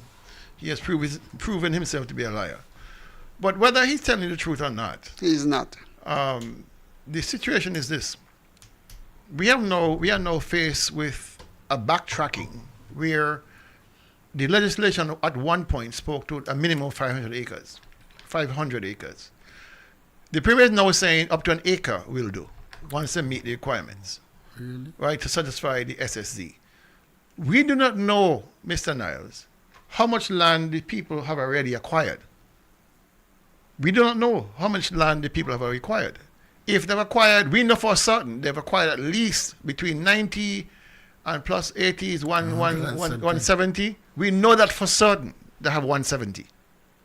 All right? We have yet to ask or find out from the federal government whether the two parcels of land owned by National Bank and Social Security, which are under the control of this SKN federal government, whether those lands have been sold to the developers.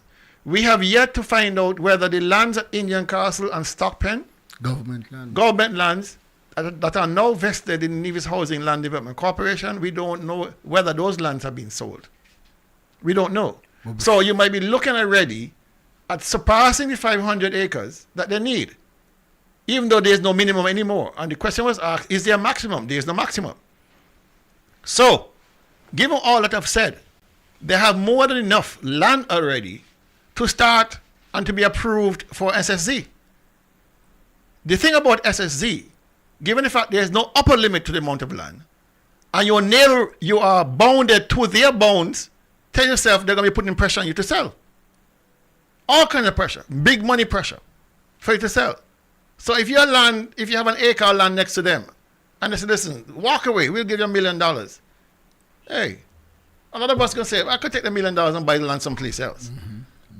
All right? So these are easy things for them to do. They will force their way through with money, because money is no object to these people. They have a lot of it, billions of it, because they want what they want. They want Nevis. And the Premier is handing it to them on a silver platter. That is the truth. All right? Now, back to this airport financing. The airport financing is now, as I understand it, in their hands. Premier is not talking about that. I need to speak about it. He needs to speak about it. How many more people have been paid for the land since the initial little drip? I have not seen any further documentation. He has not done that. We have seen the 2 documentations, which are the 90 acres, 94 acres owned by Mr. Olivier, and the 80 acres owned by Mr. Roger Veer. Well, how can we get a law criminal to buy up all those lands in our island? Ask Denzel Douglas when you see him next. Ask Denzel? Yeah, ask him. All right. I don't know how this thing happened. All right, so I thought this call dropped out already. I got a call.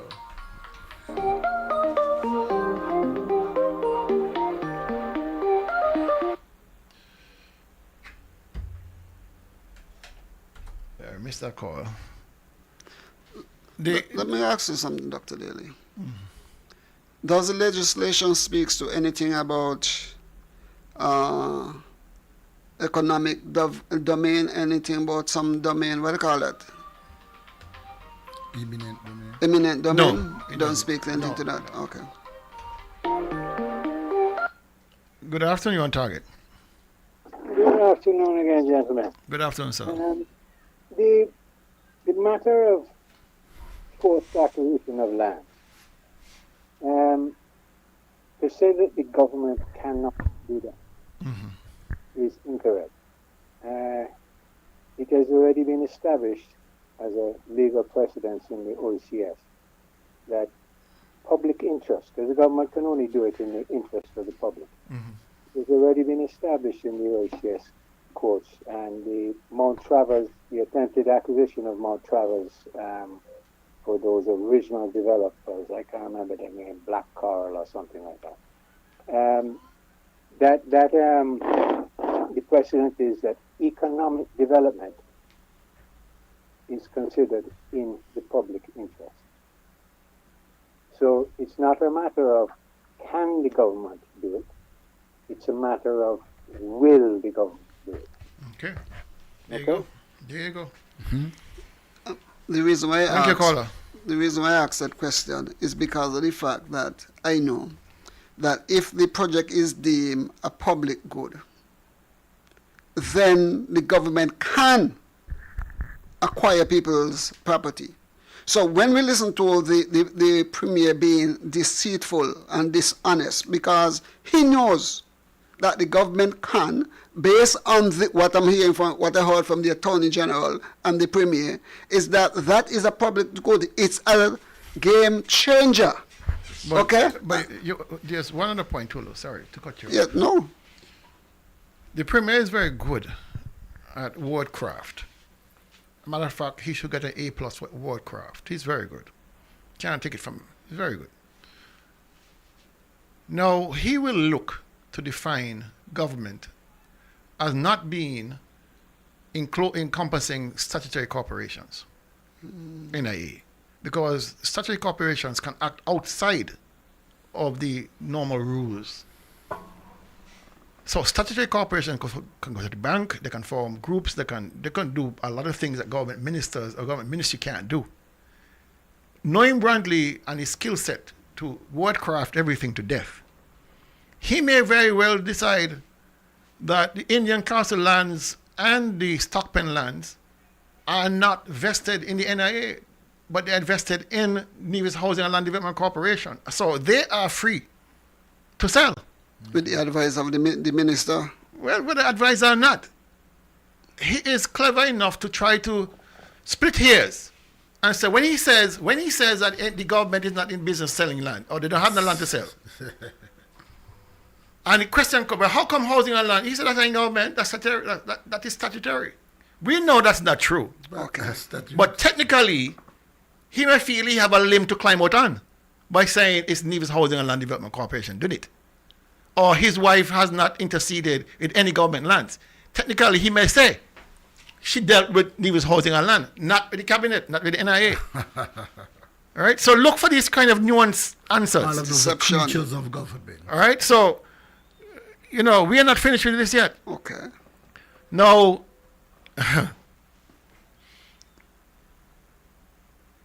there's a critical part of the conversation we have yet to touch. And it's found in item 6.2i in the legislation.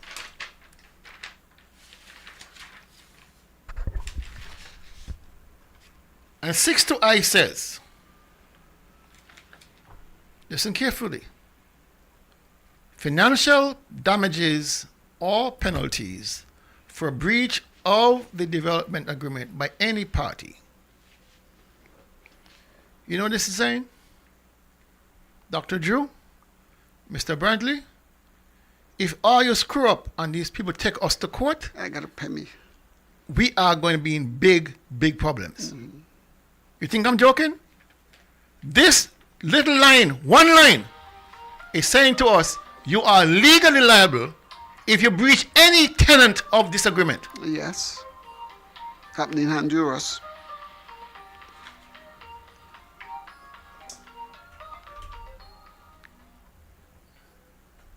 Good afternoon, you're on target. Yes, good evening. Good afternoon to you fellas, man. Good afternoon. Good afternoon. Yeah, quick question, right? It seems like after that SSD law was passed, right? They took out the amount of acreage, no minimum, no maximum. My question is, would they have to go back to Parliament to put that back on the record? No. Okay.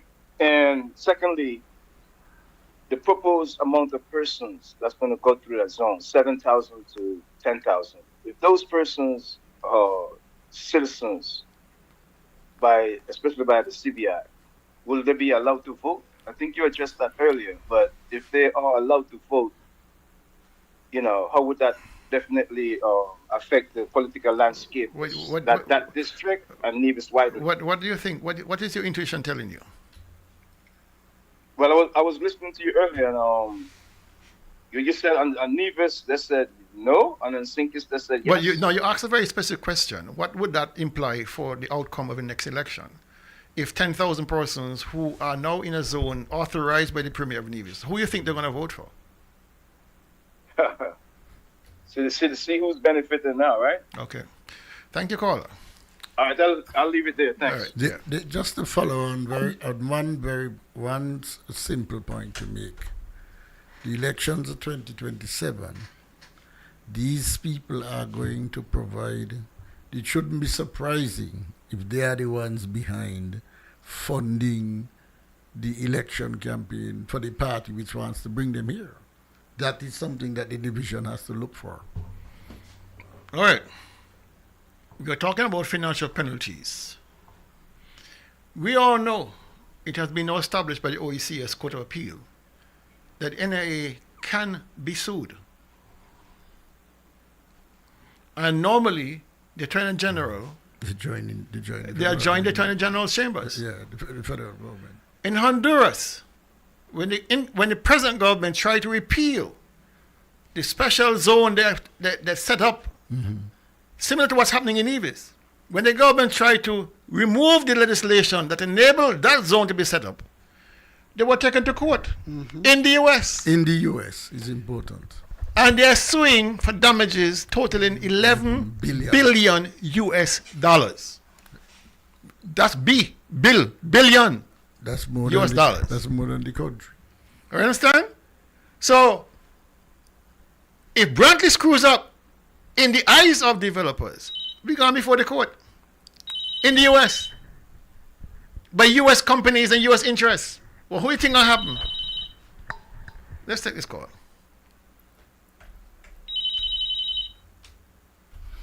Good afternoon, you're on target. Yes, good afternoon, Dr. Daly, Mr. Daniel, and Chulu. Dr. Daly? Yes, sir. I'm going to be very short. Some time ago, you was on a program, and I called in on the program, and I told you about a VIP cemetery that was being planned to be implemented a need, you laugh because it sounded like a joke. In the zone that they are planning, look to the documents and see if they have a cemetery in the area. 1, 2, landfill. 2 things that is for the public of Nevis that they're going to use. Not 2, 1. Our landfill and the property that was bought by the Nevis Island government is earmarked for the VIP cemetery. However, the people of Nevis now, a lot of people have met me and said, boy, you ought to be calling in on the radio and saying something. But however and wherever you are to be getting this information from, it's all been adding up. Mark Grant is going to be a dark chapter in the lives of the people of Nevis. He is going to be a dark chapter in the lives of the people of Nevis. Have a good afternoon. Thank you very much. Just to underscore one other point you made there, Kel. Imagine, and this must go to the, I'm trying to raise a level of seriousness to the Nevisian people. Something happens in Nevis. There's a dispute between the developer and the government, and the case must be tried in the United States. Why do you imagine, people, that this is the case? Is it not that you don't want, you're already exclusive and you want further exclusivity so that in matters of justice and fair play and so on, these matters are heard in the United States? But there's a reversal, because if they breach, they're the ones who do does the breaching, then the matter is heard in Charlestown. Who said that? No. Any matter with them is going to be in the United States. Hear me. They do not remember these people. Remember the concept behind this is that governments are a waste of time. Governments are incompetent. Governments are too intrusive, and so we want exclusive control. That doesn't answer the question. What they're saying, they don't want any local people to be deciding the future. Let me tell you something. Tulo, because you're wrong on this. When you had the NREI versus the drillers case, Mark Brantley's law firm represented the drillers against NREI. Mark Brantley's argument was that given that these are U.S. companies and U.S. interests, that the matter is best prosecuted in the U.S. And the court agreed. You can imagine? The case has never heard here. So if they have problems with this legislation, they're going to be in the States. Tell yourself, they're going to do the same thing. These are U.S. concerns, these are U.S. companies, these are U.S. interests or European interests. We are going to hear the case in the U.S. Of course. It's precedent. The precedent is there already, and the courts are built on precedents. Because I made that based on the one in Antigua. I'm seeing the similarities between this and Antigua. Everything mentioned here is in the Antigua one. And the one in Antigua, it is that if the government breached the contract, or even an Antiguan interfered with those people for the SSD, they'll be prosecuted out there in the U.S. Yeah. Okay? If the SSD people breach the agreement, they'll be prosecuted in Antigua. Well, this document doesn't say that. Okay. So I'm just looking at them saying that, and I'm basing my argument. It's not spelled out in the document, but I will not be surprised to hear here is where it's going to go. Because I think I heard one guy already from St. Kitts already said that he had a case against those Christoph Harbour people, and they're telling him that he has to come to the U.S. to prosecute the matter there, knowing fully well that he doesn't have the money to go to fight them. I will support any venue where we have an opportunity to defend ourselves here on Nevis. Right here in Nevis, yes. But based on what happened with NREI case, unless it's spelled out in the regulations, in this bill, in this act, and it's not spelled out there. It's not spelled out. So this is something that need to be clarified. In the case of conflict, who resolves it and where? All right, so that needs to be clarified. Okay. I just want you to drill down a little further on the fact that, on the issue that, when this agreement is done, a new government, which must have difficulty with it, we're on the hook. You know what I mean? You're handicapped. So we are handicapped because you're talking about 11 and that's billion, why, and that is why it must not happen. And that's an excellent point, Hensley. Very excellent point. And people must be cognizant of this. We are heading into a new election in 2027. We are in uncharted territory when it comes to this SSZ. We have not had any town hall meetings to discuss the ramifications. We have not seen the regulations to guide this bill. Nothing at all.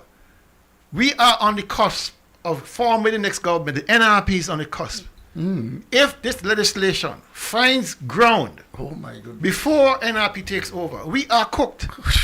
We will not be able to breach this contract. True. You understand? This is why they're rushing helter-skelter to get it done.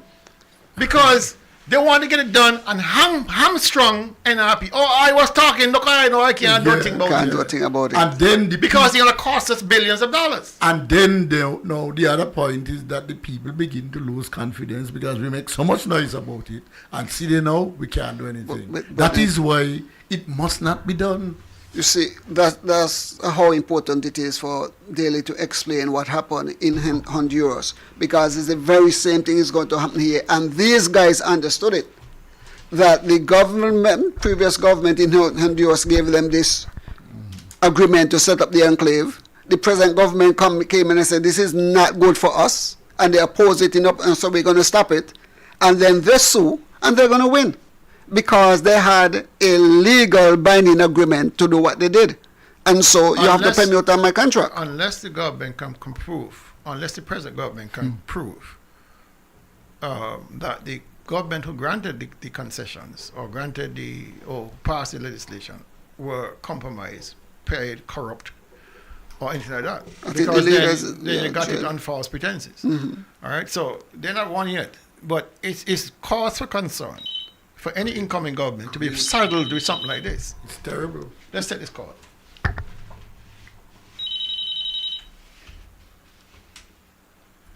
Good afternoon, you're on target. Good afternoon, Target. I'm listening to you all day. Yes, what's really going on in this country? Down there on the Brimstone Hill, right? They don't have the man and them don't have agreement. How they want to turn it over to someone else? But I know we just here selling out Nevis, selling out St. Kitts. I am right. The things ain't going right at all. That shouldn't be, because what happened, if the other guy pay the guy and the other way they pay the guy will pay them back if the guy owe them too. It was versa. Not just one-sidedness. What's really going on? I know you're going to give somebody way out of who ain't bad here and all them things and kind of opportunity. All right. I don't know nobody. Thank you very much, caller. Okay. I'm going to put something on the screen. For those of you on the FM dial, I do apologize. But it's a land map, a cadastral map, showing, and this is not my map, this is not my creation, this is the SSZ people created this. Right? And I truncated it for a purpose. I want people in Gingerland in particular to focus on this area that is encased in that blue-green line. Indian Castle and the adjoining estate of Stockpen, going all the way up to Webb's Ground to Fothergills. All right? That's what about almost 900 acres. But there's a public lands. All right? Except for Webb's Ground and those places. Indian Castle is about 250 acres. Stockpen, what's remaining of Stockpen is another 50 acres, about 300 acres. But I want the people of Ginger to take a hard look at this land. From the hills to the shore will be gone. From the hills to the shore will be fenced off from you. When the government, the CCM government back, I can't remember the year exactly, 2016 or something like that, brought this idea that the one and only was going to come. All right? I was in the town hall when they brought the idea. And they said that they're going to move the fishers from where they are now a little bit west around the corner to a small bay, and they're going to build a pier, they're going to make them comfortable. But all that area now is gone.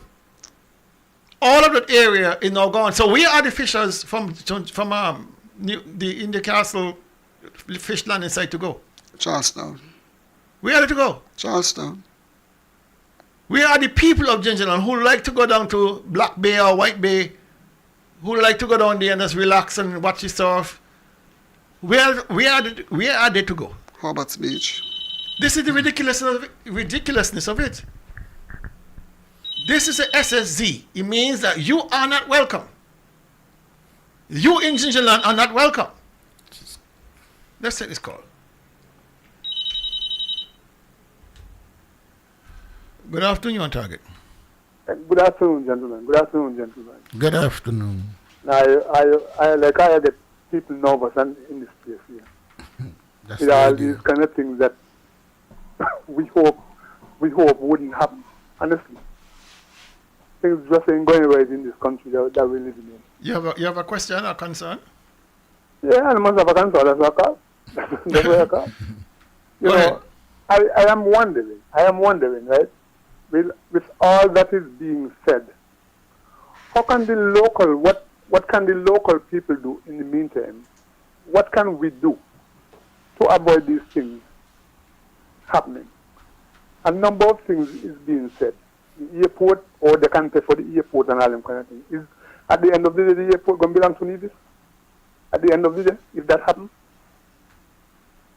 These are the questions that Nevis we need to be concerned about. And I'm hoping that all divisions, all who have a concern about Nevis and the prosperity of Nevis and the landowners and who are involved, hold your land, keep your land for future generations. But the main question I'm asking, what can the people of St. Kitts and Nevis do in the meantime to see if they could stop this thing? Thank you very much. All right. Important question. What can we do? We are doing a lot here on the radio. Our task in the radio is to bring the information to you. All right? People need to mobilize. It should not be on the backs of only NRP. Of course not. This is a national crisis. And every single one of us has a responsibility to represent ourselves. A person called me this afternoon and said,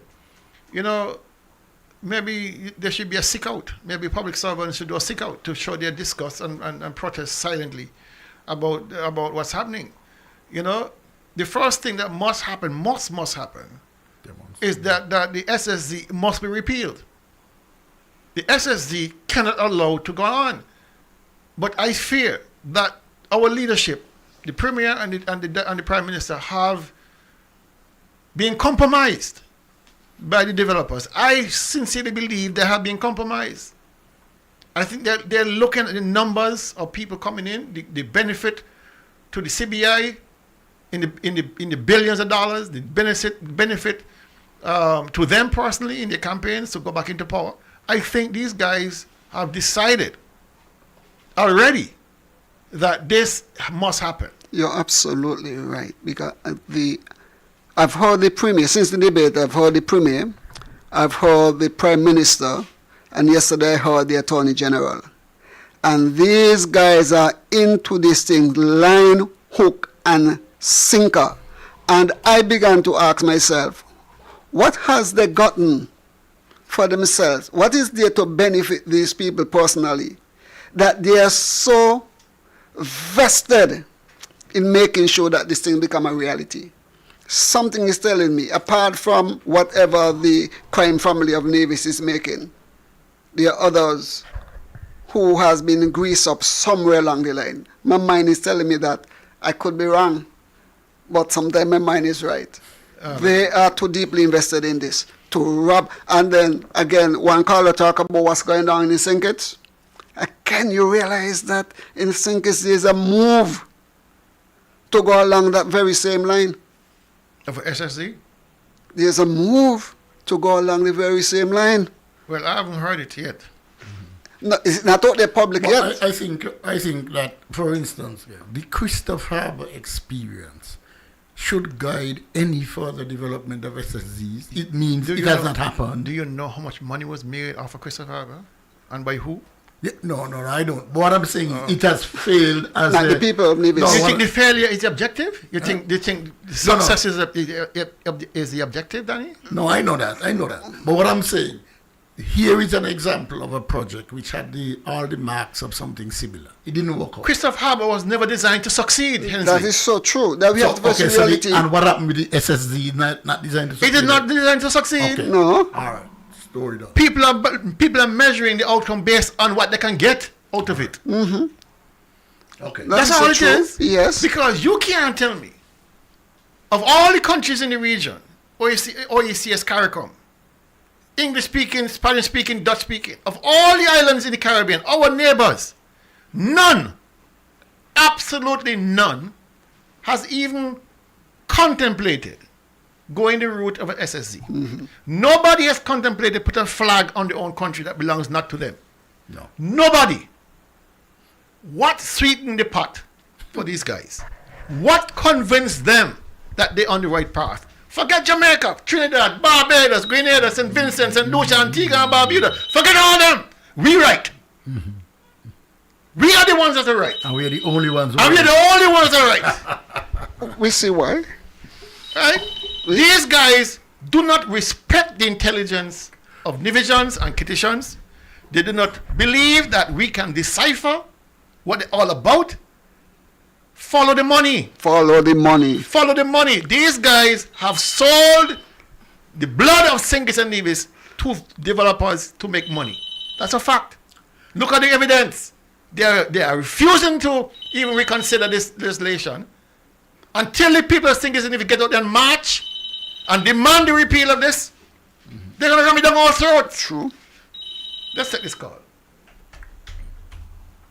Good afternoon, you're on target. Good day again. Yes. Man, I believe, right, the leadership of Nevis, everybody, anybody, even those who support this government will see that the government doesn't care anything about the local people in Nevis. Everybody could see it. It is very, very plain to see. This leadership that we have would have made so many mistakes. I don't think that Nevis could really take the next 2 years with them in government. You know? I believe that Nevis people, we need to rise up, man. We need to get up and get going and ask the man to leave. He's only seeing for himself. Look at our health system in terms of the hospital.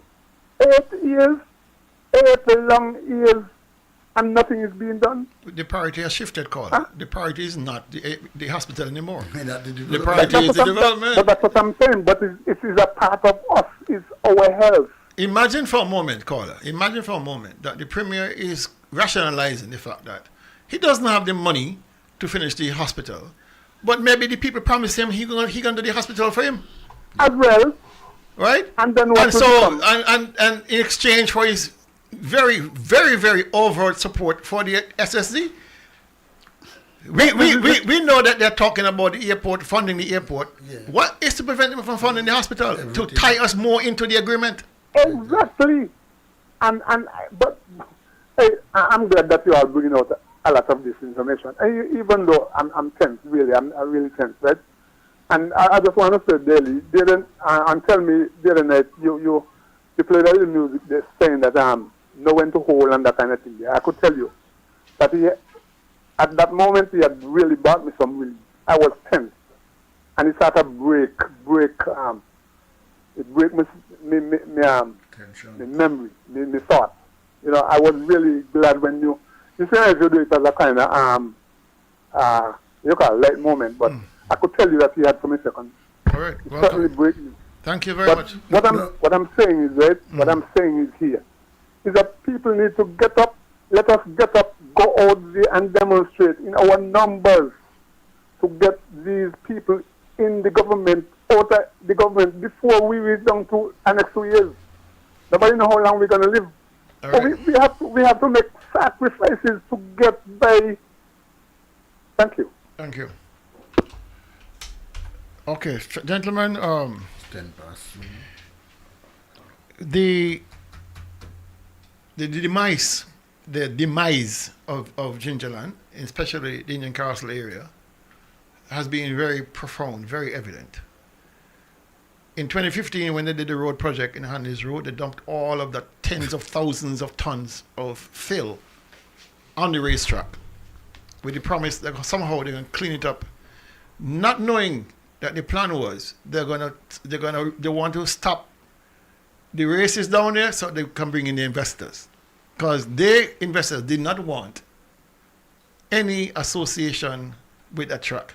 They wanted a clear slate to build the golf courses, whatever. And so the Indian Castle racetrack was murdered under tons of rubble. Then you had the Indian Castle livestock farm on 250 acres of real estate. That had to go. So they allowed the station to deteriorate, and all those animals went wild. You understand? And then you have now the demise of the orchard. Over $1 million was spent to build it up and then abandoned.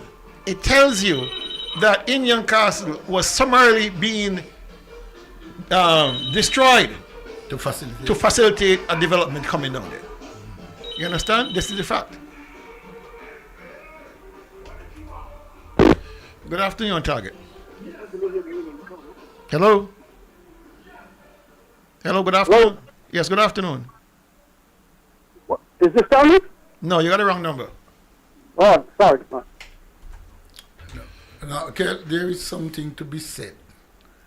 And the people, this is my questions, my focus is always on trying to get people to understand through what we're saying. How is it you get people who want to come to your country to develop, but they don't want you to have no livestock farm where you could breed your animals. They don't want you to have this, they don't want you to have that. You must get rid of this, get rid of that. They have unlimited access. You have an airport now which will be part of facilitating them. Isn't that for our people? I'm not even talking about the government, because I know that's not where their thinking is. You just want the local people to understand that every time people are coming to Nevis and they want exclusivity, they don't want this, they don't want you near them, something is wrong with the development. The issue, the issue that I'm looking at here, gentlemen. With Gingerland gone in long time. The issue I'm looking at here is that you have a representative in the person of Eric Evelyn, who just lived up the road in Hanley's Road. But he's in bed, he's lying, who can sit there. He did not support this debate, this thing? Yeah, he did. Okay. That's not the point I'm trying to make, though. I have very credible evidence or report, a credible report to me, that there exists already contracts between Nevis Housing and Land Development Corporation and the developers. But I've not yet determined whether they are sales contract or lease. I've not yet determined that. For use of the lands? My suspicion is that they're sold. I suspect so. Because the developers made it clear exclusive that they intend to auction off blocks of this land to developers. And if you look at the cadastral map I showed you a while ago, you can see the blocks already numbered. All right? There are over 300 blocks already numbered. From Long Point, Janet Grill Hall, your block is number 1. So you feel special. You're number 1. And the line goes up under the Brown Hill, across the slope, and across the Saddle Hill and down to Indian Castle, Webb's Ground, Fothergills, that area. My suspicion, and it will be confirmed soon enough, that Nevis Housing and Land Development Corporation has already entered into the same agreement to sell. I don't know what percentage they got down or how much the value is that they determine they're going to sell for. But that land and the position of these developers that they intend to auction, you can't auction people land. No. You can only auction what you own. And so I am feeling that Indian Castle and Stockpen have already gone under the gun. Have already being axed. Already gone. But Kel, as part of the agreement. Kel, isn't you worked in agriculture? Something tells me that when those lands were vested in the government in the 50s and 40s or whenever, something tells me that they cannot be sold just so. Who told you that? Something tells me. Something? So. Something tells me. You better so. listen to something else. Something tells me that those lands that have been vested in the government, something tells me so. But I they can be sold. All right. They can be leased. They can be given away. With the advent of the Nevis Housing and Development Corporation, Crown lands have been vested in the Nevis Housing and Development Corporation. I know. Can. Sold en masse like that. Good afternoon, you're on target. Mr. Bailey, good afternoon. Good afternoon. Solo. Hey, brother. And Hensley, good afternoon. Good afternoon. Good afternoon. And to all the listeners. I recognize that the dynamic changed. Remember that cash more valuable than land now, you know. That's not a bad. That's a bad idea, Carla. But at the same time, at the cash still a look land. You see, so the whole dynamic. So if the people and them now start to gravitate to that, then we sell out everything too low.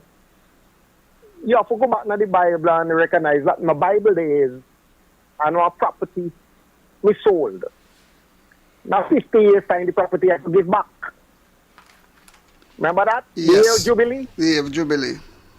Right. Because God's in wisdom how generations and so now could lose out. And that applied only to Israel. No. no. Me understand that. Okay, but good. It's just the wisdom. The wisdom of the creator. Anyway, anything here said that these guys will fund the campaign. Yeah. No, yeah, but funding the campaign and big money spent around not supposed to change your ideology or your vote. It does. What man can show $10 million now voting me vote for you? That is you. Okay. Okay then. All right. All right. We'll teach a class. All right. Do your thing. I want to take you back down to Indian Castle. Because you said that you're asking the question, what's going to happen to the fishers who using the beach and the people using the beaches? You've been asking that question. We've been asking that question for some time. But the Premier is giving the people the impression that the enclave or the developers would not be cutting off the beaches from the people. The people have access to the beaches the very same way they have access to them right now. So we are saying that based on the precedents that we have seen in this enclave and the fact that they will be given leases for the seabed to control, the Premier is saying that we are wrong. People will have the very same access to the beaches as they're having it right now. What do you say to that? The Premier is frightened. The Premier is compromised. The Premier has now put himself between a rock and a hard place. Because I believe money has already changed hands. A lot of money. And he cannot seem to balance his obligations to the people of Nevis as the Premier and his obligations to the investors. He can't seem to balance it. His priority seems to be on the side of the investor, not on the side of the divisions. That's very clear to me. And I believe the reason he's out there on every show trying to make a point, because he's under tremendous pressure by those persons who have invested significant funds already. And he's on the hook. He has compromised himself. What premier, what leader of a country in the Caribbean have you seen or ever heard of out there trying to justify a development? That is left to his peers. That is left to his Ministry of Tourism or Ministry of Finance, or the Premier himself is out there on talk shows. Next thing, you end up on Sesame Street. Right? He's going to end up on Sesame Street to tell, Oscar, what do they call himself? Bart and Oscar. Bart and Oscar. That what he's saying is the truth. Because that's the next step. But, seriously speaking, you have to always follow the money. When you see people behaving a certain way, when they take a certain course of action, when you see them trying to justify what they're doing that can't be justified, tell yourself a lot of money is involved. Mega bucks is involved. Always follow the money. But we all know Brantley is very transactional. When a high court judge can look at you in your face in court and tell you, Mr. Brantley, we don't know who you're working for. Whether you're working for the government of Nevis, the people of Nevis, or the developers, what's the difference between now and what happened at Candy Resort? The same thing. Same thing. His wife was there dealing, he was there dealing, and the people of Nevis was left short. And he was dealing on the side where his wife was. Exactly. And the very same thing happening here again. And then you have Nisbet. He represented buyer and seller. He's always double dealing. He's a double dealer. He believes he's bright enough to outfox everybody. So the left hand don't know what the right hand doing. So the developers, he's telling them one thing, and then he's telling Drahi another thing. But he has been very successful at that, outfoxing both sides of it. Well, so far. He has been very, very successful. So far. But there's a limit to everything, eh? There's a limit to everything. Karma is a bit. They say if the bucket go well, I want any bucket not come back. I bat and jump out something like that. I'm just saying, he is playing us as chumps. He's playing the people of Brownhill as chumps. Because when you look to see where that blue line is, right up under the play field, can't expand.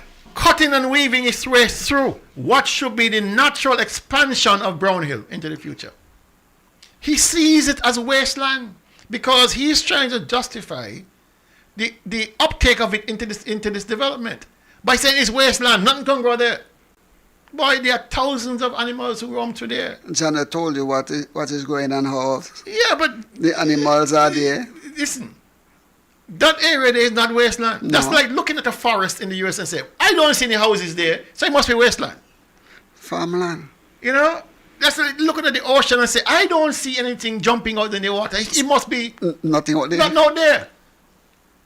Right? So he is simply using that analogy of saying it's wasteland to justify if anything was to go south and he has to acquire. He can say, man, it's wasteland. Why make a nice boat? The people in the diaspora who have not been home for 40 years, 100 years, that is who he's talking to.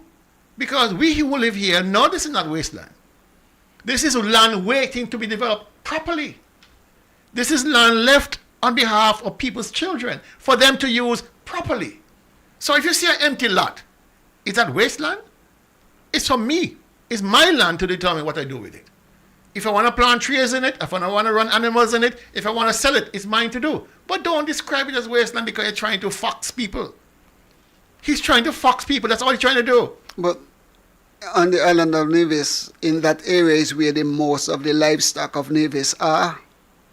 Private livestock. There is where they are grazed. There is where we get them into market. There is where we get our meat from. And it's called it wasted. And for a man to say he's into sustainable agriculture, really? So you want to gut the largest productive sector for livestock on Nevis and say you're still interested in food security? Come on. Well, listen. Nonsense. When I think of the Premier, honestly, what comes to my mind is a mercenary. Because a mercenary doesn't care about who get hurt by the action. All they're interested in, you pay me to get rid of X, Y, and Z. I tell you I want $10, you give me my $10, I get rid of X, Y, Z, and I gone. Nothing happened. They have no stake inside of it. And this is why it seems that the Premier is saying, I do not care what happened to Nevis after now. I want this zone set up. Me and my family are going to make whatever we make out of it, and whatever happens after that, that is left to the people of Nevis. If a government comes in and the government wants to change it, that is a government business. Let them fight with that.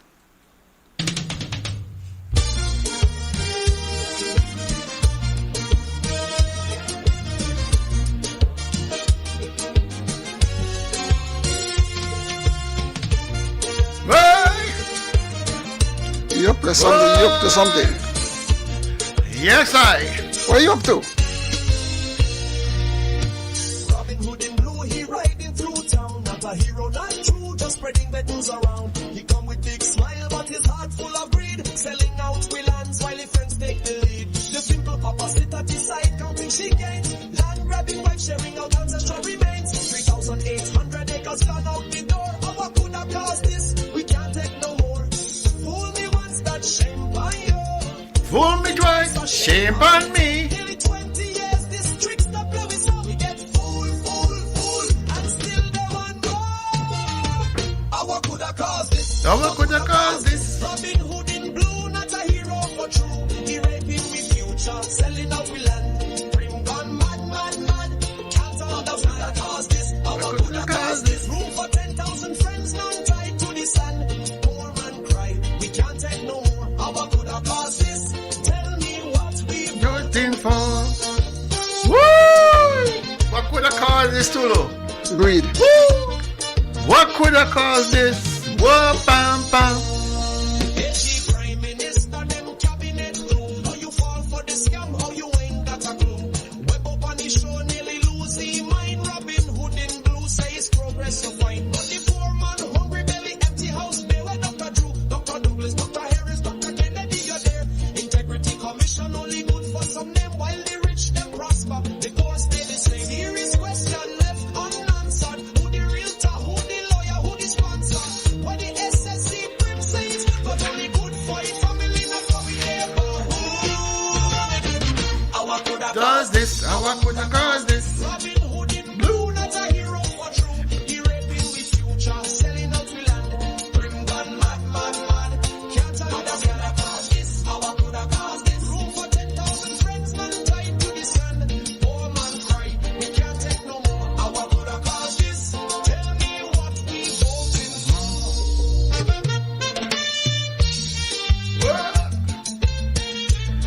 Yeah. What? From the hill to the valley, the story unfold. Land slip through the fingers, ancestor bones cold. Dr. Daniel Bamenori Stevens in the grave, they ball while bad company rise. Good correct the fall. For Corinthians 1, the corruption in here. But the prim only listen when the prophets appear. 20 years we suffer, 20 years we shame. Robin Hood in blue, play the same old game. Children cry, generations lose hope. Blue Robin laughing as he tie up the rope. We future in peril, our voices ignored. Pride make promises, but the family adored. How could have caused this? How could have caused this? Who go save Davis? Who could have caused this? How could have caused this? Robin Hood in blue, not a hero for true. He raping with future, selling out we land. Bring gun, mad. Can't understand how caused this. How could have caused this? Room for 10,000 friends, not tied to the sand. Poor man cry, we can't take no more. How could have caused this? Tell me what we voting for. What? Down the road, Tulu. Ha! What? Wow. What could have caused this?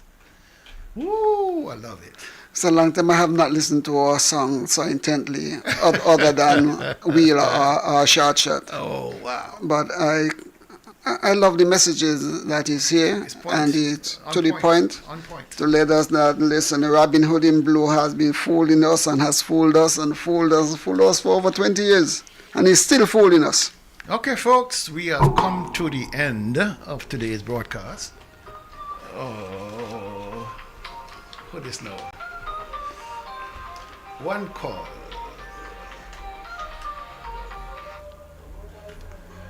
Make it quick. You're the last call. Yeah, make it quick. Either on Prime Land up here.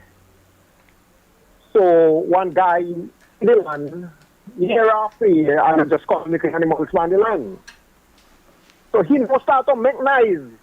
The government should take away the land and put the land to better use. So, well, if every land have to go now on the estate, what happens now to when you want like a function and you need like a water and so? Where are you go from? Where the land will be now for raising animal? You know, hear back one song from here to now.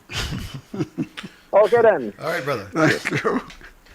All right, folks, that is the end of today's broadcast. I hope you enjoyed the program today. I hope you have taken stock, take your notes. Understand, always follow the money. It's always follow the money. The Brantleys are intent of filling their pockets and making off like bandits, and, you know, it is what they do. And the rest of us really need to be cognizant that this SSZ is not in our best interests, but understand that the federal government is also invested in this, and they will do very, very little to change the trajectory of this bill. No act. All right? So unless there's mass protest, unless there's mass condemnation, petitions going around and calling the Prime Minister to account, nothing will change. They will take this country bit by bit until there's nothing left. All right? Good afternoon. God bless. See you next week, Saturday. And then I'll see most of you on Thursday evening on Tell Me. Carl will be back in studio with me and Tulu. And so we'll see you then. Good afternoon.